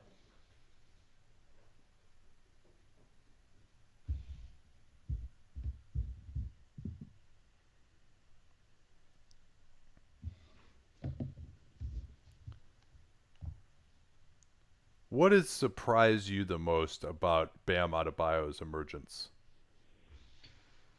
Well, so something I noticed early in summer league that first year, but we didn't watch a ton of film on him, was how comfortable Bam is with the ball in his hands. And that combined with his athleticism is a very unusual piece that has made him much more dangerous and viable offensively, despite his jump shot really coming and going. Yeah, I think just his decision making has been something right. that really, really surprised me. And Rob Williams is it now. The Heat are going to go into that 2-2-1 press. Let's see if the Celtics try and attack here. I could not be more bored by this, like, who's in the Zoom crowd thing, by the way. Here's an easy open three for Brown. Yes, they did. This is a really good approach here for Boston of just trying to push it up quickly, throw it over the top of that 2-2-1 press, and get open corner threes.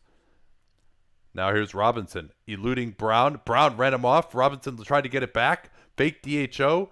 Butler against Williams. Pump fake. This is great defense by the Celtics. And now Butler's just going to shoot it. Oh, Williams was not ready. Terrible defense late in the shot clock by Williams. This is yet another time the Celtics defend extremely well for 21 seconds and then lose the thread.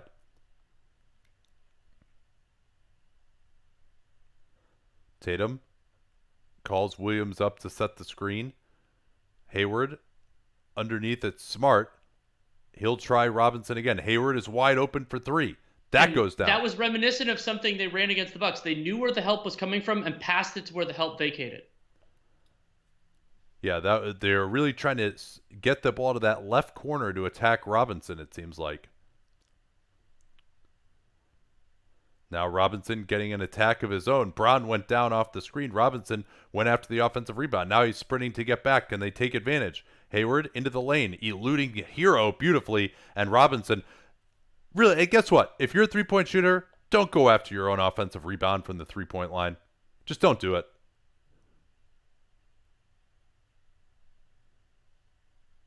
Tatum trying to get through the screen, and he's going to get called for the foul. This will be more free throws for the Celtics as Tatum cannot believe it. Yeah, Adebayo certainly takes some liberties with the screens, to be sure, and it's very difficult to referee. Yeah, and he got called for an illegal screen earlier in this game, but they're not gonna see everything, and so we can get to some of your questions. Oh, here's a good one. How does the quality of these East finals compare to the last few years? I would say it's lower than last year. Last year was one of the best East finals we've seen in a long, long time, I thought, in terms of just how good the teams were and what the level of play was. Yeah, I would say that was fair. But then there were a couple in the LeBron Cavs era, which were less competitive. Oh, Some of that was through I, context. I mean, there hasn't been really like a good Eastern Conference Finals since 2011 before last year.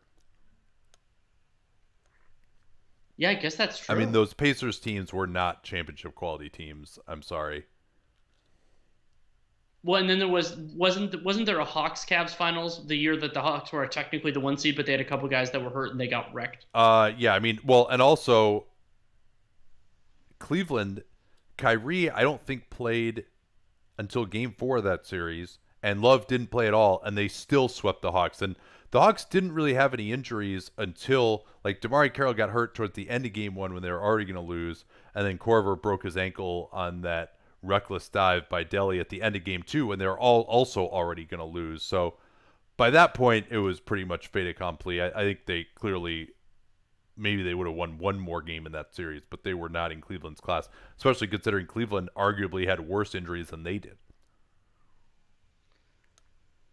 Other than Warriors Cavs and Celtics Lakers, what were the good interconference rivalries? I mean, we don't really have any now. And Warriors Cavs, that was more context dependent. That rivalry doesn't continue anymore. That was just during the time that they were consistent rivals. Yeah, I mean Warriors Rockets was pretty good. I mean those teams played in the Well, I think they playoffs. meant interconference, so like East versus Oh, an East oh, team and a West team. yeah. It's just hard because you're not gonna. I mean the Warriors and Cavs matching up 4 times in a row in the finals that had never happened. So Yeah. I mean Lakers Celtics and Warriors Cavs are basically about the only ones that you're gonna see. Lakers Celtics in the 60s and the 80s, and then also maybe in the late 2000s as well.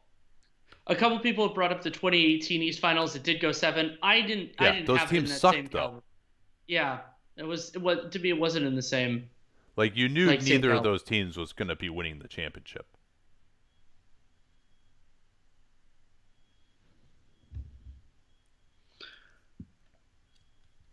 Heat Spurs. That was really only 2 years, and then it didn't really continue kind of on any other side of that. So I mean, I don't know. It's tough. Certainly, when you saw the rematches in the finals, it was really exciting for Heat Spurs again. I was fascinated to see what was going to happen.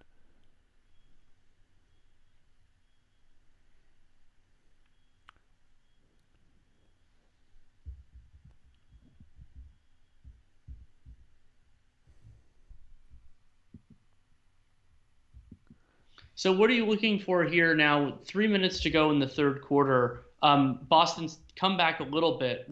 I think the attacks that they've had on Miami zone have been more effective, going after more the help than the initial angles on it. Yeah, I think that's big, and just the number of non-shooting fouls that Boston might commit here in the bonus the rest of this quarter. Tatum now on 4 fouls. And the minutes as well for Boston here in the second half. I don't expect to see much of Wanamaker at all. And Williams, what they're going to do at center? We haven't seen them go to their 5 best players yet. Tice has been kind of in and out in this game. Williams, as per usual, makes some spectacular plays, but also has some brain farts like he did on that Butler 3. Boston trying to overload the side, and that gets Tatum wide open at the foul line. Williams, what a rebound there. Kicks it out. They'll reset. Throw it to the corner. Brown attacking Crowder, and Crowder reaches in for the foul. Yeah, and yet again, this was the case in the second quarter. Miami not even close to 5 fouls here, so Boston's not going to be shooting free throws unless it's a shooting foul.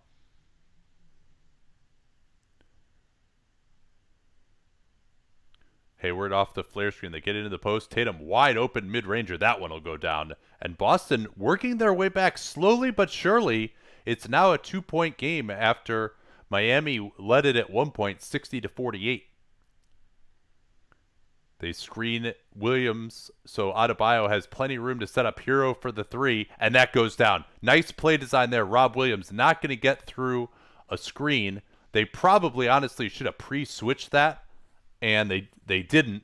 And Hero gets a wide open look with Williams in drop coverage. Iguodala is in now, trying to set up the zone. They get it to Tatum. He swings it out. Smart, wide open three. Oh, in and out.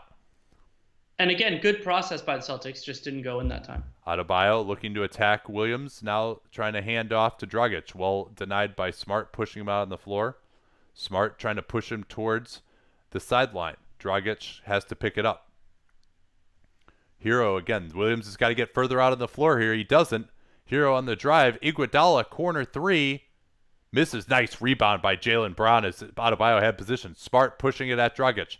Hayward into the lane. Smart now in an odd spot. Tatum almost lost it out of bounds. And they've got still plenty of time here to reset. Tatum on the blow-by on Crowder, and it counts. Yeah, and Jason Tatum, 0 points in the entire first half, now 10 points in this third quarter. And he's done a lot of it through catch and shoot jump shots, and then there a more confident drive from the corner to the basket gets the and one.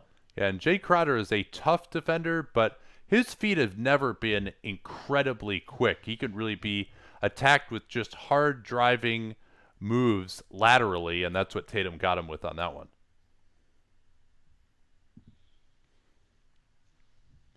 Tatum hits the free throw, and that moves it to, again, only a 2-point Miami advantage, and Boston now is in the bonus for the remaining minute of the same play again here. But Iguodala setting the screen instead of Bam. Dragic tried to draw a foul and he couldn't. Hero. Oh, what a move by Tyler Hero. Then he floated it up over Williams. Celtics probably going to try the 2-for-1 here. Back to the man-to-man for Miami. Tatum on the drive, draws the foul, counts it again on Crowder, who lays back in dejection. Yeah, and that's more aggressive from Jason Tatum, but not reckless like he was at points in the first half. He gets a little bit of a shoulder into him, and I don't know if I love that foul call. Yeah, and that's that little action. I thought it was a foul, but that little action by, I think it was Walker, just faking the screen, and you essentially turn this into a 4-on-4, and you can mess up some of the help principles for the other team by just having that quick slip. Grant Williams in as a defensive replacement for the final 46 seconds. Hero has been outstanding in this game. Looking to get the screen from Iguodala. They'll switch this. Hero going to try Williams. Swings it. Dragic into the lane. Beautiful left-handed finish. That guy's just a master. Yeah, and switched to his left basically behind Wanamaker's head, which got him around the contest. So a 6-second differential or so now. We'll see whether Boston tries to run it down. They want to involve Hero in this pick and roll. 2 screens being set to get Crowder defending. Here's the drive by Walker. Back out Tatum. Crowder lost him. Nice pull up from Tatum as Crowder, just really no reason for him to lose Tatum like that. Now Dragic will try and attack quickly. They got to get help here. Tatum does it. Great play by Tatum to reject it. Dragic wanted the foul, and he was very close to a technical there with Tony Brothers. So it's a 1-point lead for Miami. Excellent quarter for the Celtics in the end. And the reason Tatum was there was because of a Caspi cut on the backside by Solomon Hill brought Tatum right over there. And he's like, oh, I can come over and block this shot. Otherwise, he probably wouldn't have been close enough to do anything. Yeah, that's a great point. So 8 points in the final 3 possessions for Tatum. And I mean, we're going to find out whether we have a series here in the next 12 minutes.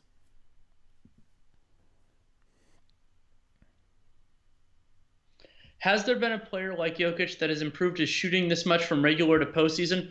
I mean, Seth had that piece that on self-created stuff. I mean, Anthony Davis's increase in production is pretty remarkable. So I would have to look at the overall numbers, though. Yeah, I'm trying to think of. This is certainly the. I mean, I think he goes from like.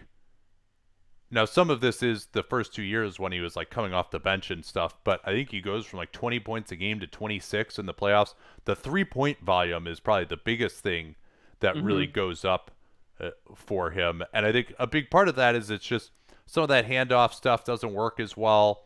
Will Barton, really, the last two playoffs has been, this year he's been injured. Last year he was really bad. And so they weren't getting anything from him.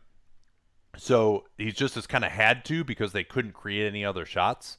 So that's been part of it. And then obviously the percentages have gone way up as well. Can you guys talk a bit about Tyler Hero and how he's outperformed expectations? I mean, the biggest part to me is just that he's been a lot more dynamic.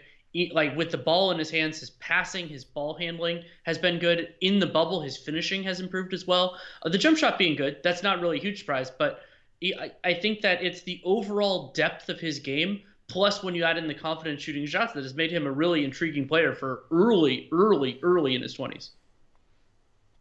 Yeah, a little more juice physically than expected and more ball handling. I agree with you there. Is Jamal Murray more valuable than Jokic? No. No, I mean Jokic is the straw that stirs the drink for them offensively, and part of the reason the Nuggets have been better in these playoffs is he got better defensively. But no, Jokic is the guy there. Murray's been better, but it's still Jokic's team. Murray was better than him in the first round. Yeah, I would say that's fair. But overall, like Murray, Jokic is more valuable, especially because that's like he's the centerpiece of the offense.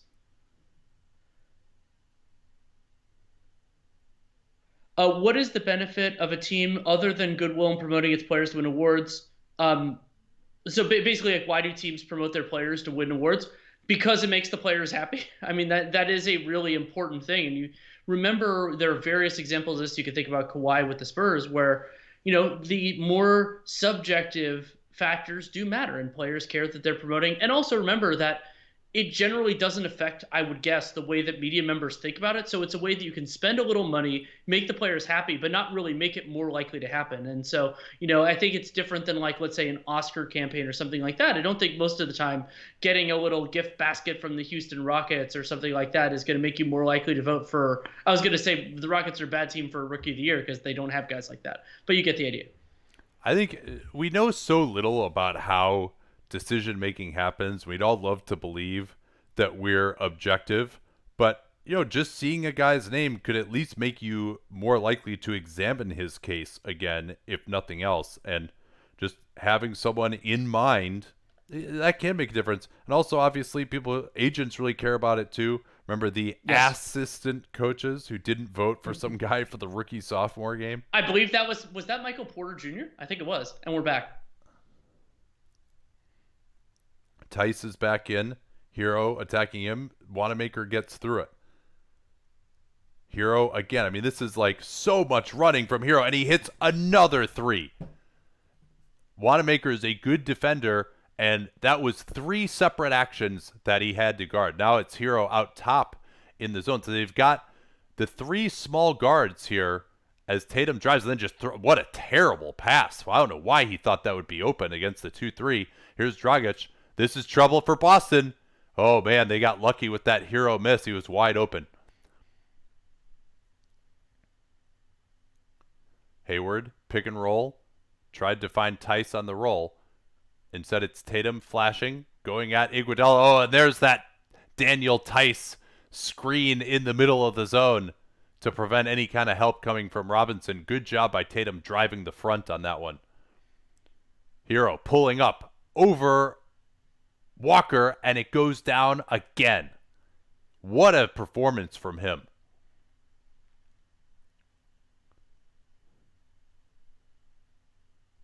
So a little different look at the top of the 2-3 with Hero, though. Tice trying to find Hayward. That's got to be a foul on Robinson, and it is. And that was a great job by Hayward, realizing, partially due to the zone and partially just his defender wasn't paying attention. Tice drew the big out into the zone, and so there was a spot to get in there. Nice job by Hayward creating contact and creating an opportunity for Tice, who hasn't been a reliable jump shooter. That was actually something Jared Weiss and I talked about. I had him on Real Jam Radio about a week ago, and we talked about the weird kind of disparity between Tice's respect as a jump shooter and him actually not making that many jump shots. So presumably Hero is going to have to go this entire second half. We have not seen these three guards together for Miami, and that lets you get away with Iguodala and Adebayo together. Dragic off the pick and roll. Iguodala not a great threat to finish off the pick and roll. Robinson closed down nicely by Tatum. Into the lane. Now it's Bam. Size advantage on Hayward, but the clock was late and he had to take a tough fadeaway. Now it's Tatum going at Dragic, and I think we're going to get a foul on Dragic before Robinson came over. See who that's called on. Yeah, it looks like a reach in on Dragic there. And Butler is going to return. How many minutes is Butler on? So he's on 29 minutes. He can probably go the rest of the way here. That would be a lot of minutes for him, though, relative to what he's been playing. And as they are actually going to get Duncan Robinson on the blocking foul there. And now they've got more length back at the top of that zone again with Butler coming in. And immediately, Iguodala gets the deflection. Bad pass from Hayward. And now Butler, nobody knew who had him in transition, and he rolls in for a dunk. Yeah, and the league goes back out to a 2-possession margin off of a steal and then a hustle run out. Tatum against Dragic gets the screen. And a kick ball from Butler. Butler and Iguodala starting to increase the intensity at the top of that Heat zone. But this is a very limited shooting lineup replacing Robinson with Butler for Miami, so we'll see if their half-court offense suffers as a result. Yeah, and that, of course, is the kind of play that Iguodala can bring, even if at this point he's probably an offensive liability. Here's a three from Walker that we, of course, don't get to see how it happened. How is it that the production doesn't understand, like, when the ball is inbounded, you should be on the game? Well, they had to tell us that Andre Iguodala made the all-defensive team twice in the last decade. Dragic switched onto by Tice, gets to his left hand, throws it up, tried to draw the foul. Now Boston can take the lead. They've had so many chances to do this. Walker accelerating through three guys. Now it's Brown underneath. Tice for the dunk, and Boston leads.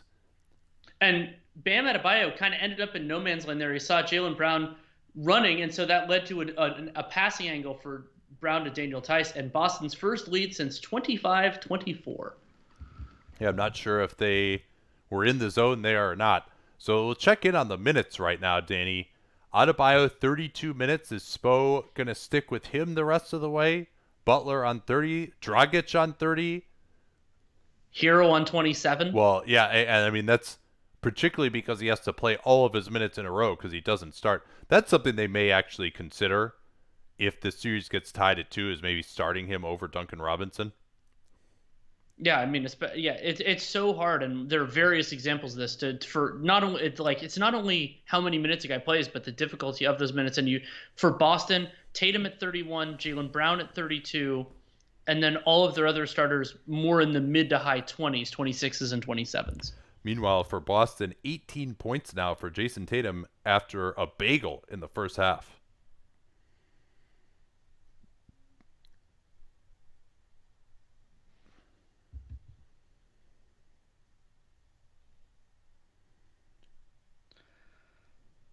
From Colin Weaver, I'd never heard of Hero until a few weeks ago. Now I think he's going to win about 15 MVPs. What's a reasonable outlook for him? I think he could be a starting. I mean, might even happen to suit us this year. I think of him as like a starting two guard on a championship level team. Probably not the best offensive player. Definitely not the best defensive player. But bringing capability on defense and a lot of value as an offensive player. So that's a really important guy, and he can. I don't think he can be the best player on a championship team. I don't expect that, but he can be, maybe like the third best. Every day I live in terror, knowing the Wolves traded assets to get Culver and not just drafting Hero instead. Yeah, I mean, well, there's nothing to fear anymore because It's It already already happened. happened. Yeah. And it's not like it's Minnesota's only mistake, and not just the of course the Steph Curry thing there. But like they had those weird ones. I actually wrote a piece years ago for Real GM about that really strange one they had. Oh, God, I think that was in the 2012 draft where they like basically traded down a bunch of times and then got nothing for it. Oh, the con years were fun. Tower Hero's play doesn't feel sustainable, feels fluky. I disagree. I think that his confidence with the ball in his hands and he has a really great jump shot. I absolutely think it could continue.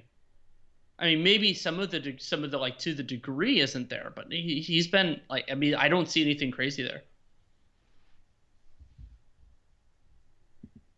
Let's see.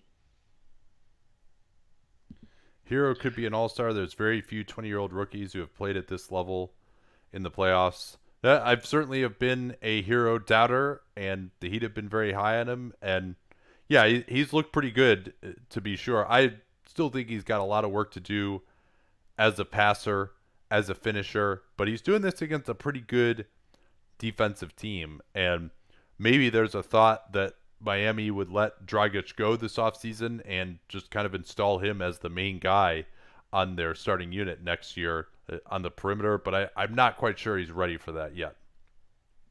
And also, I mean, I don't want to go too far with some of these bubble shooting performances. I do think that there is something about the bubble that's led to some real outlier shooting performances, even if the overall numbers aren't that great.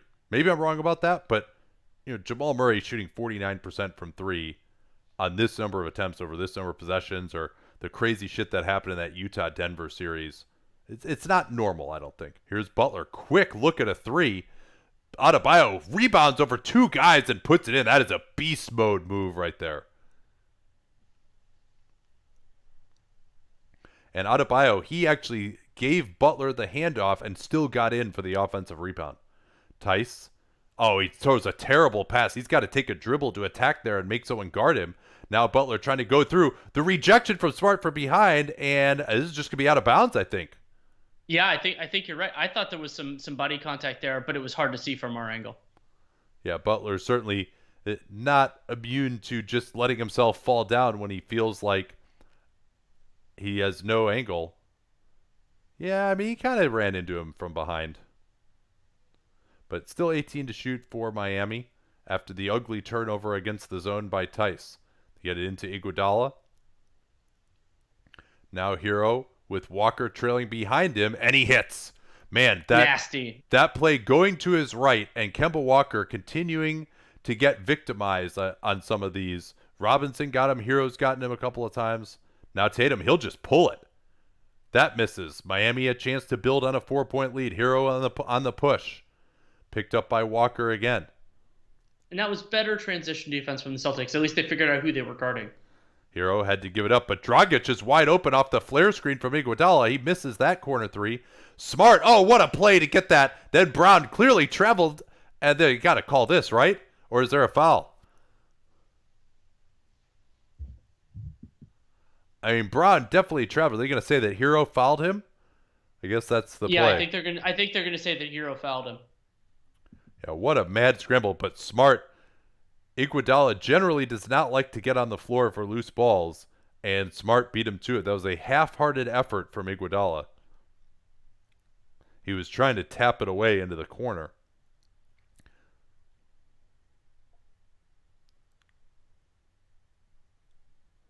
Butler refusing to get screened, and now they're going to take it away again. No, jump ball. No, loose ball foul here called on Marcus Smart. And I think they should call these more often. If one player has possession and you like try to grab it from him and you miss, that's a foul. Yeah, I mean, he's just reaching around his back to grab him. Like, it's pretty hard to not foul the guy when you're doing that. But and so this is another chance for Miami to make this a 3-possession game. Yeah, and 2 pathetic possessions against the zone of just turnovers after one pass by Boston. Butler on the pick and roll. That time Tice intercepts, but it goes right back to Butler. Butler going to try Jaylen Brown, crossing over, stepping back. Jumper is off. And that was great defense by Jaylen Brown. Boston has their starters in the game right now. Another deflection off of one pass. Adebayo got him that time. That's the fifth turnover by the Celtics in this quarter. And it leads to this from Tyler Hero.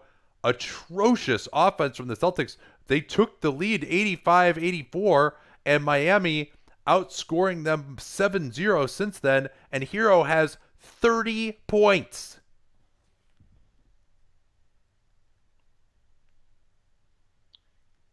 Here to me is the most incredible part of that.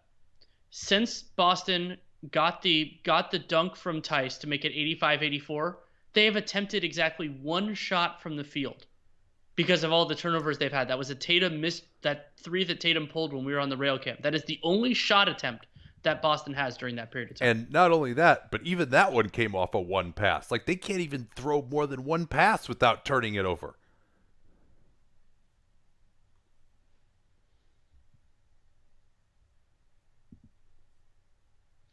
From X Gladius, when are you power ranking owners again? I think we'll probably do that during the off season. I think that was a fun exercise, and we'll see though. I mean, this is we don't know the exact timing here for like kind of how long we're gonna have. So obviously, there's a lot of other stuff that takes precedence, and usually with like owner power rankings and some of the other stuff, we love doing it. It's work intensive, and we need to kind of have a window for it. But that was one of my favorite ones that we've done, like with just the time it took for that. So, Thanks yeah. for the. Oh, sorry, go ahead. No. Do you have one? You go ahead. Is Jamal Murray a top 5 point guard heading into next season for you guys? No, he isn't for me as of right now. I mean, because remember, the most important thing for a primary, like I use the term primary ball handler, is can they reliably create shots for themselves and others? And Murray does that. Like he's doing a much better job of that in the playoffs, but he doesn't have the centrality, the heliocentrality that somebody like Steph Curry or Damian Lillard does. He is very good at what he's done so far, and I also want to see it over a larger sample. Like, will this ridiculous? I think he's at like 47% on threes in the playoffs. Now, if you told me that was going to continue, then yes, obviously you would be. Question that I have going forward now: what is Boston going to do? Hayward's going to come back in. Who are they going to take out of the game? Tice, I think. I think they're going to go. I think they're going to go 5 best guys. Yeah, and honestly, Walker hasn't given them much, and he's been attacked defensively. His usefulness against the zone is a lot lower because he just doesn't have the size to get his shot off. I would actually consider putting him more in the corner against the zone, but I mean, they're never going to do this. But I might even consider putting Hayward in for Kemba Walker. A question for Brian Forster. In 5 years, will Jimmy Butler play like current day Iguodala? I mean, so 5 years. God, how old will Jimmy Butler be then? 35. Be like, what, 35? Yeah, I mean, he already has the reluctance to shoot. I think Butler will be a more aggressive driver than at that point than Iguodala is Yeah. because I think he'll have more of like that old man strength game, so he'll do more like weird back to the basket stuff. Well, and Iguodala is terrified to get fouled, and Butler loves getting fouled. So that's one Yeah. difference. But I do think there are some reasonable comparisons there. But Iguodala never had the offensive game that Jimmy Butler does. All right, we're back here, and 6 minutes for the Boston Celtics with 6:42 left, and Bontemps tells us that they are going to the all-small lineup. Their 5 best players. Offensively, that's by far their best group, particularly against the zone. But how's that going to hold up defensively? Tatum right there against the zone. Goes to the Dirk fade. Wow.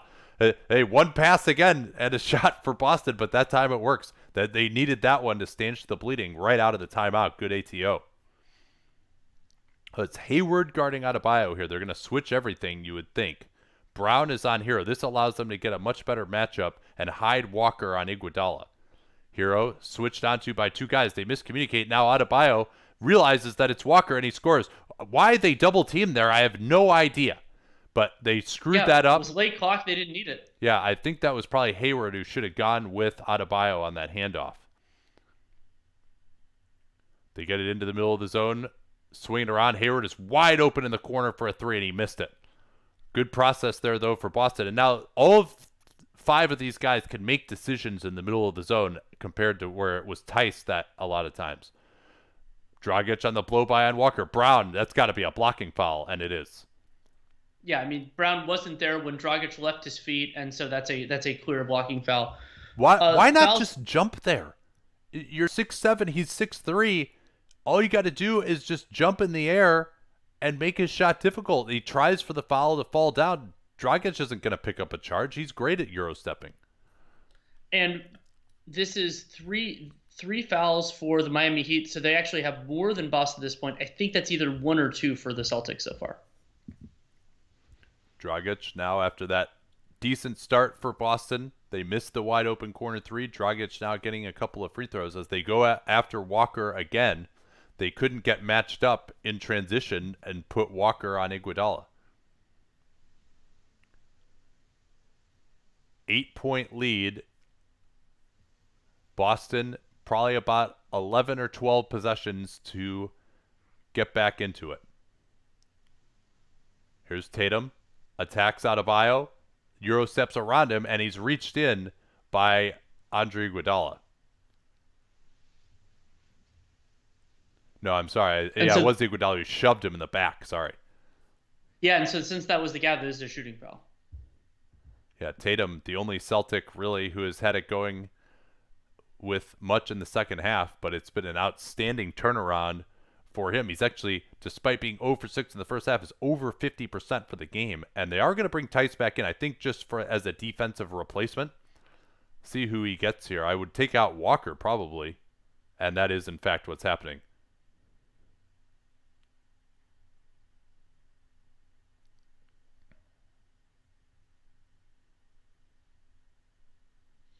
Yeah, and Tatum, something that I like about it was he got his rhythm back on basic shots, on shots that he can make, and then he started getting more assertive and started, that finish around Jay Crowder at the basket, things like that, and now he's more assertive. Now it's Hayward still guarding Adebayo, so they can switch this stuff. Tice is on Iguodala.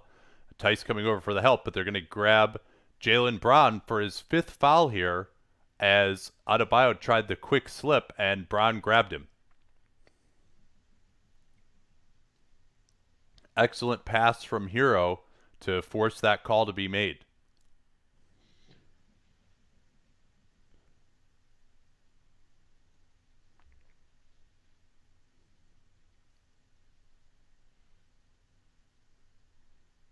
Fifth foul on Brown. They do have the depth to withstand his loss potentially with Hayward back, but certainly not what you would like to see, as Brown has been very quiet tonight. That was close to a 5-second violation. Hayward switching on to Hero. Hero on the drive. Tice with the late help.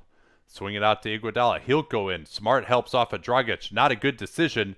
And the rebounding could be an issue. Bam keeps it alive. Butler, easy foul line jumper. Way off. Adebayo throws down Brown.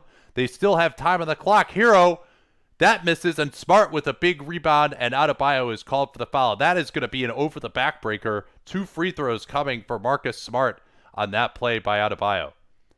And when a team needs to make a comeback, granted it's 5 minutes left, but getting free throws when the clock doesn't have to move at all, that basically gives Boston an extra possession and the possibility of 2 points to make back the lead. Yeah, and I thought the traditional announcers always overstate that, because a lot of times it's like, okay, you ran your offense for 15 seconds and then the guy drives in and gets fouled on the shot that he was taking anyway, and they say, oh, you can score with the shot with the clock stopped. Well, yeah, but I mean, he was about to shoot it anyway. But in that situation, that adage is true, because they're going right to the foul line without even have to bring the ball across half court and use the time for that. And we've seen, though in this lineup it's been a little different, we've seen Boston's difficulty even getting a shot in the half court at times. So to get 2 free throws out of it, though, he splits the 2.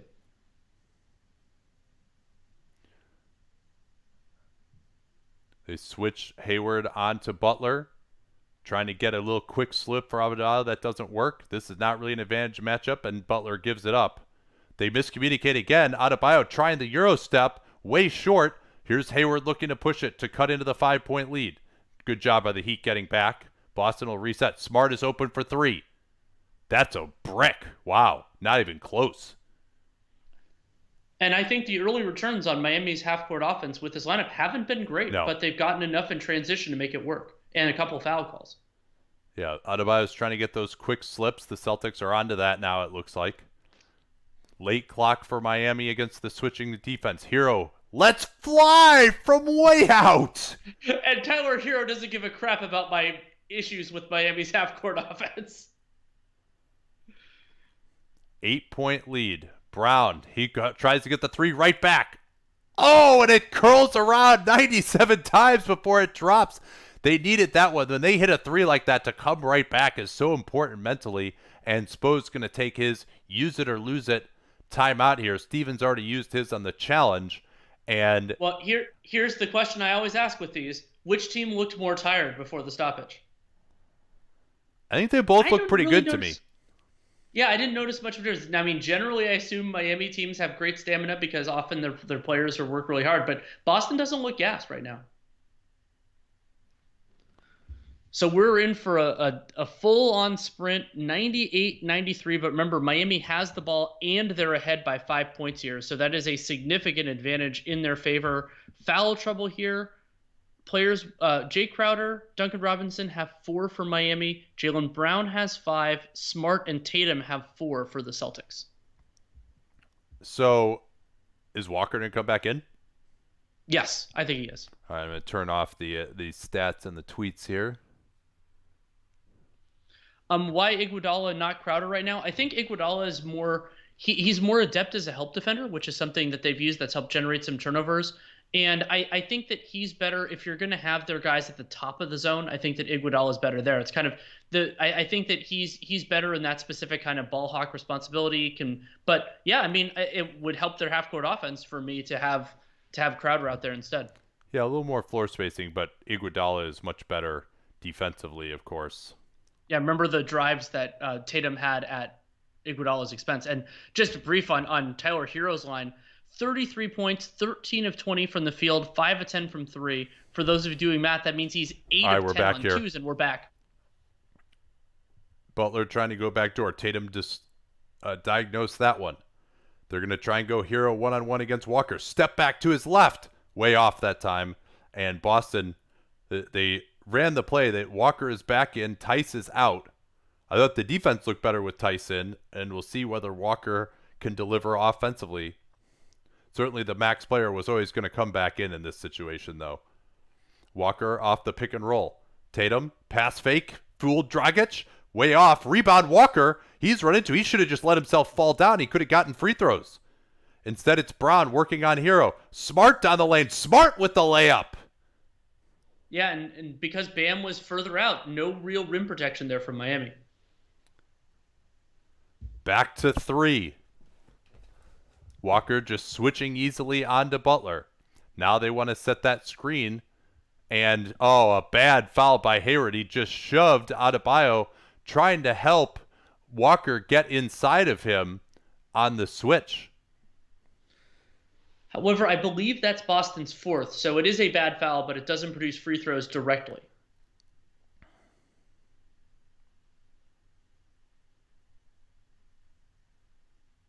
Walker and Hayward talking about how they want to deal with that play next time. Looks like not sure the Celtics are in the 2-3 or what here on the out of bounds. No, they just put Walker on Butler just to start the possession. That's interesting. Skip the middleman. Now Butler driving on Hayward, stepping back. Good help from Brown. They swing it around. Dragic. He has to take the tough step back. Hero on the offensive board. Heat with another chance. They've killed it on the offensive glass in the second half. Now it's Butler against Walker. Help has to come here. Brown brings it.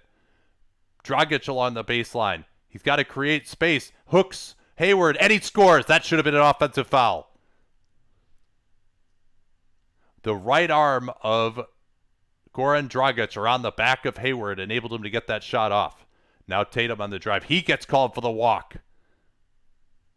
Yeah, and it looked like he was going to pass it to Hayward, that he keeps the ball and his feet just shuffled before he took that first dribble. That was very close in terms of whether his left foot moved before he put it down.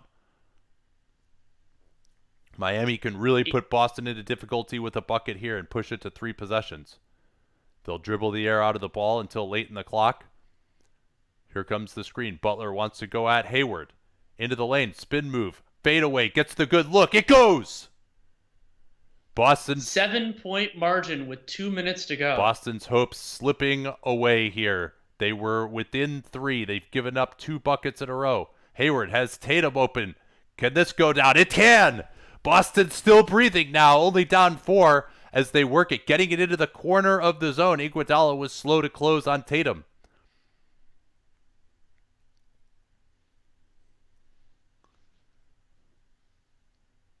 Double team on Butler. I don't know why they did that. And they're going to give up a wide open 3 as a result. And that goes down. Why did they change the strategy? I don't understand why they decided to just blitz. Nobody was ready for that. Smart is wondering where the guy is to go out to the corner. Now it's Hayward again in the corner. He'll try and drive. Tatum. They got to get a 3 pretty soon here. Here's Smart. Leaves it for Hayward. Oh, it's intercepted by Bam. Although he looks like he hurt his hand. Dragic is going to try and finish it. He almost throws it away. And Iguodala, they should actually probably foul Iguodala right there. But now Miami can run some more timeout. This could put it away for Miami.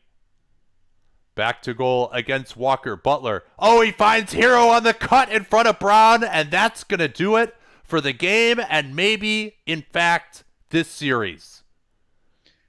And I'll talk. I think this is going to be what I lead in with Dunked On. But for me, it was that moment when Boston was up 85-84. And they only get one shot on, I think it was 5 possessions. And Miami builds up a lead that they eventually never relinquished. And honestly, I know Kemba Walker is a max player. Against the zone, he really doesn't have any offensive value. They should have gone with Tice at the end. Their best stretch at the end was with Tice out there, and then guys who really had the mobility to switch everything. They went after Walker. They had a lot of success doing that late.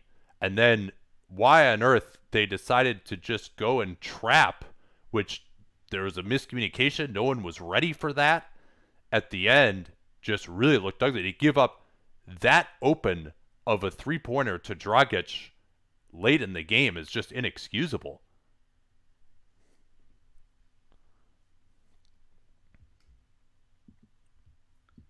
Yeah, and we'll have to see what goes on with Bam here. I mean, hopefully he's okay. But remember, these games are coming really fast. So if anything happens, then I mean, it'll affect him in game 5. And that pass to Dragic, by the way, Andre Iguodala, he's not a great finisher anymore unless he's wide open for a dunk.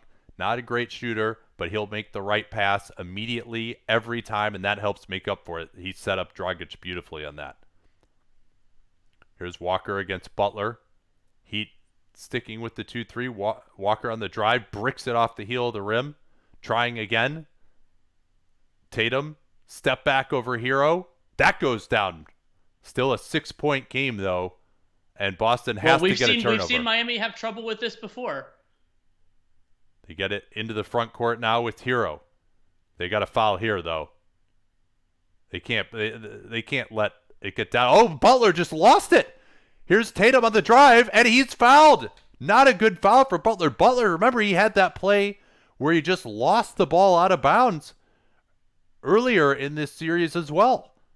Yeah, and then he also had the play in, was that game 2 or game 3 of the Bucks series where he just kind of didn't have the doubted distance and just didn't call a timeout. He's been a little bit shaky in some of these late games, and that was a push off by Jason Tatum. Oh, yeah, and not only that, I don't think Butler even fouls him here. He doesn't. That's not a foul. Oh, does challenge? I would challenge this, and I think that might be why we're looking at a timeout here. This may get turned into an offensive foul, Danny. At a minimum, I think it should. The shove happens before Butler swipes down.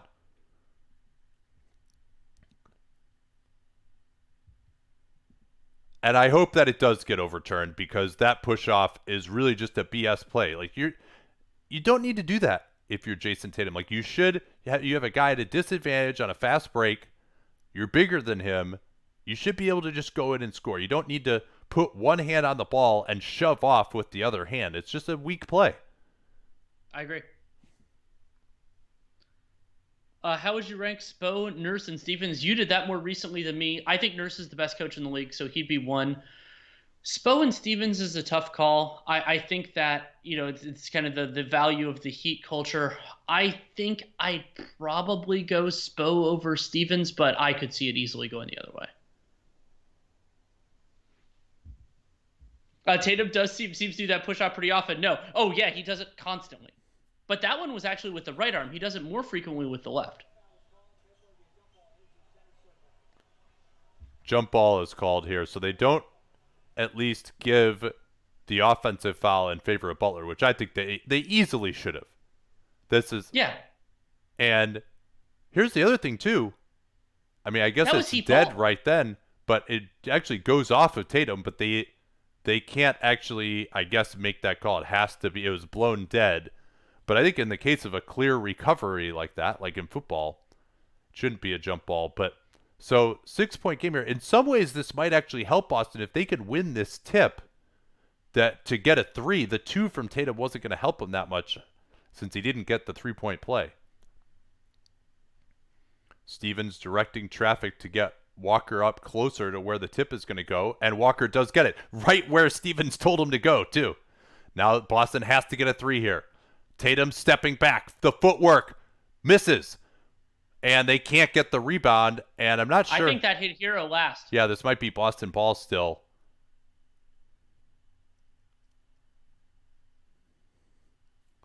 And I mean that Tatum shot. Considering how quickly they had to go, I think that they can't do.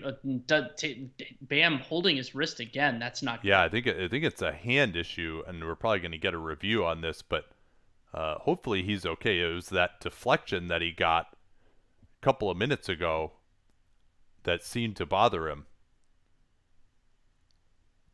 So still life here for Boston. They obviously have to get a three here. Miami still has 2 timeouts remaining, and so they can advance the ball in the event of a score by Boston. We're going to see whose ball this is, though, in a second. Or we're not. Yeah. No need to show a replay of the actual play being reviewed, right? Oh, they're showing the Bam injury. Oh. See, I don't think it was that. It happened earlier. And then he got that involved. This is what they're pointing to.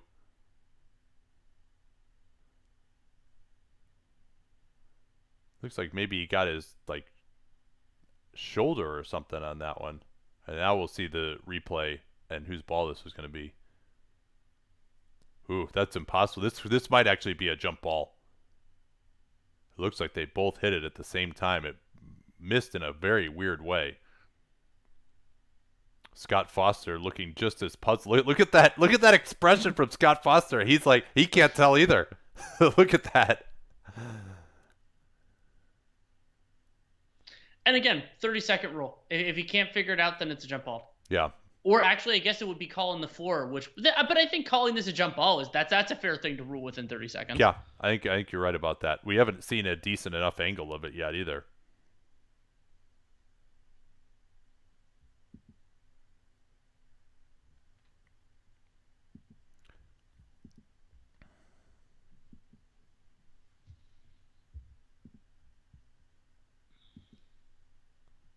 See, if this must be the best angle they have it. That's probably why Scott Foster was zooming in. It looks like if anyone gave, maybe this will give us a better idea. If anyone gave it the momentum, it was Hero. Let's see.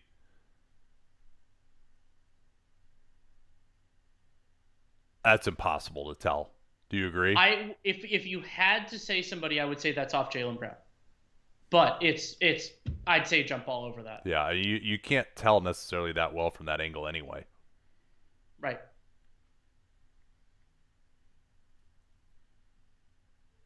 So it will actually be Boston ball, it appears. I never saw a clear enough angle to determine that, but maybe just they're sticking with that because that was the ruling on the floor. They got to get a quick three here, of course, and then deny the ball in bounds. But with Miami having plenty of timeouts, they're in a very difficult situation. They get it into Brown in the corner. He'll shoot it over Hero. Big shot. It goes down. Still time here for Boston. They're going to try and deny it in bounds. Hayward looking to take the first guy who comes off the screen, and they're just going to take the timeout. One thing you can do, by the way, that's a little smart move. They're probably not going to call you for a delay a game is if your team scores in one of these situations where you have to deny the ball in bounds afterwards, just sort of hang out under the rim and let it hit your feet and roll away. accidentally, so you get time to kind of set up and match up, and they can't get the ball in bounds quickly. Yeah, that's a good call. And we're seeing Miami calling the timeout here, which was, remember, was something they didn't do in that Bucks game, which led to part of the problem. So now they get to advance the ball. They can throw it into the backcourt if they want, and Boston has to foul or trap quickly. You could. I mean, you run a little bit of a risk, but I mean, with Boston having a timeout to advance it, try to get the turnover here. Yeah, Miami's. What would your approach be here I mean, as really, Boston? Boston. You got to just switch everything, deny the ball in bounds. If you're Miami, you still need to set a solid screen so that you get your guy open, and then you can hopefully get inside position and roll to the ball. It's a very simple fundamental in these situations when they're switching everything to deny the ball in bounds. Boston still in a very difficult spot, down 3, 16 seconds left in Miami ball. Duncan Robinson is in for foul shooting. This is interesting, though, because if they turn it over, he may not be well positioned. They're going to space everything out here. Watch Hero and Butler. They might try to run a little two-man action here. They'll switch that. Hero gets open. He's trapped on the sideline, and they're going to give the foul in favor of Tyler Hero, who is an excellent free throw shooter, and one free throw should put this one just about in the books, although when they were up 9 with a minute left, it already probably should have been in the books. Yeah, and I like Hero got trapped a little bit there. Still had his dribble. Just try to dribble your way out of it, and the refs will often, especially because they know a team is trying to foul in that circumstance, they'll be a little quick on the whistle. And I mean, Hero already at 35 points in this game before these free throw attempts. Such a massive performance from him. Yeah, hits the first, absolutely no problem. Iguodala replaces Robinson for defense. Going forward in the series, though, Danny, I do have some concern about Bam Adebayo. He's looked very limited since whatever that injury was. Agreed, and that's why Miami winning this game is so important. Is because I think Boston should have called their timeout there. Yeah, they're saving it, and now they're going to say this is a foul on the floor. Walker can't believe that it's not a shooting foul, and I can't either. Still a terrible foul. Yeah, that should be a shooting foul. He'd already jumped. What? How the hell else could it be? What could it be? It is 3 free throws, he says now. Okay, good. Good. At least he held up 3 for 3 shots. Well, Jimmy Butler's number doesn't have a 3 in it, so I assume that's what it is. What a dumb reach by Butler. Up 5. So, would you consider trying, if you make the first 2, missing the last one and trying to get an offensive rebound and get the scramble? Yes. Is that more likely, or is it more? It's probably more likely, though, that you can get a miss of 1 out of 2 and come back. You do have your 1 timeout remaining still, but he's got to hit this one, of course. Too. Yeah. Walker does make it, and so one fewer rotation than Jaylen Brown's 3. So I do imagine they're going to try and make this one, though. If you have no timeouts, maybe you go for the intentional miss. Big free throw again for Kemba Walker, and he makes it. Miami only 1 timeout left, and they're going to just take it automatically here to advance the ball. And they're in a little bit of a difficult spot now if Boston can successfully deny the ball in bounds. Hero did a great job. He beat Marcus Smart one-on-one to get open off the switch on the last time. And it'd be interesting to see if Boston tries something here like what was that was Houston, right? And Russell Westbrook was just basically running around he was guarding the inbounder, but then stopped guarding the inbounder to see if you can try to gum up any potential passes. Now that was a quick shoot situation, which this is a quick foul situation, so it's a little bit different, but might be worth trying. I mean, if Boston actually comes back and wins this game, they still, of course, are massive underdogs. But if they come back and win this, how absolutely insane would that be? Because again, you would have to say that they're probably, although they've clearly gotten outplayed by Miami in this But game. but with Bam, with especially with Bam's injury, Boston becomes even more material favorites in the series if they end up winning, which I don't think they Yeah, will. we'll see. So is Miami going to try and just spread the whole floor out again now? Yeah, Bam, he's really been bothered by that shoulder slash elbow. Dragic is the guy they trust to inbound the ball. They've got Robinson and 3 guys now in the front court. Robinson sprints away, similar action to what they just got. Oh, Dragic had Hero. He throws it up to Butler. Butler gets away. They got a foul. They let about 3 seconds go off. I think Hayward thought that he tried to give the foul, but Butler did well to run off some time. And 2 free throws here. We've said it 800,000 times. By the way, another bubble inbound play that was enabled by the lack of seating on the sideline. Dragic is able to back up and throw that pass unmolested. Yeah, and Boston assuredly going to call the timeout here. I think it was a mistake not to call before because they would have gotten something earlier, but Jimmy Butler bailed him out with that terrible foul. Yeah, that will do it for Marcus Smart. Tice is going to come in. Well, yeah, you want everybody you can for this free throw. I would go even bigger here. You're trying to get this rebound in case Butler misses. You know you're going to call the timeout. Yeah, Brown, of course, didn't commit the foul because that would have fouled him out also. And Butler, oh, man. Wow. 3 bounces it took for that one to go in. That first one is always the hardest in these situations. One more for Butler. Boston, a timeout coming regardless. This is not great rebounding personnel for either team. And Butler hits the second one. So that is absolutely going to do it, barring an absolutely stupid 3-shot foul here, or a 4-point play given up by Miami. Yeah, and as Miami, would you consider doing something that we saw Brad Stevens do famously in that Portland game at the end of the bubble and just basically concede a quick 2 in order to prevent the 3? I don't think I would do that just because you want Boston to run some time, if possible. But like the aggressive no threes defense, because just the odds of winning are so much lower if they get are so much lower if they get a 2 than a 3.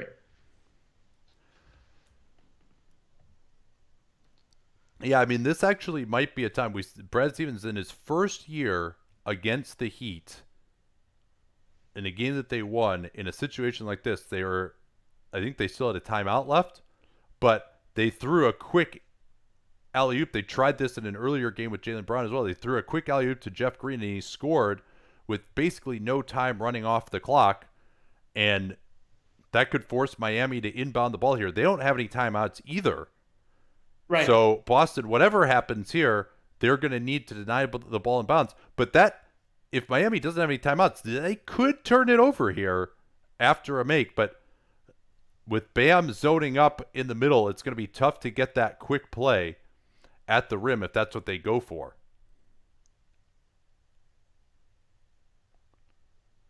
Tice sets the screen for Walker. They want to get Brown into the near corner. Here's Walker, open, misses. Tice on the tip, Hayward on the tip. 1.8 left. He'd have to get it in here. They got to deny the ball. They throw it to Butler, and he's hacked by Walker with 1.1 left.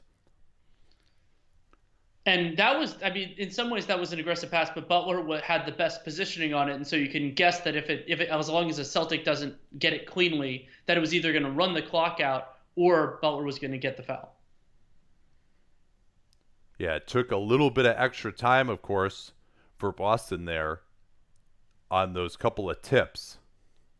And so Butler now another chance to ice the game.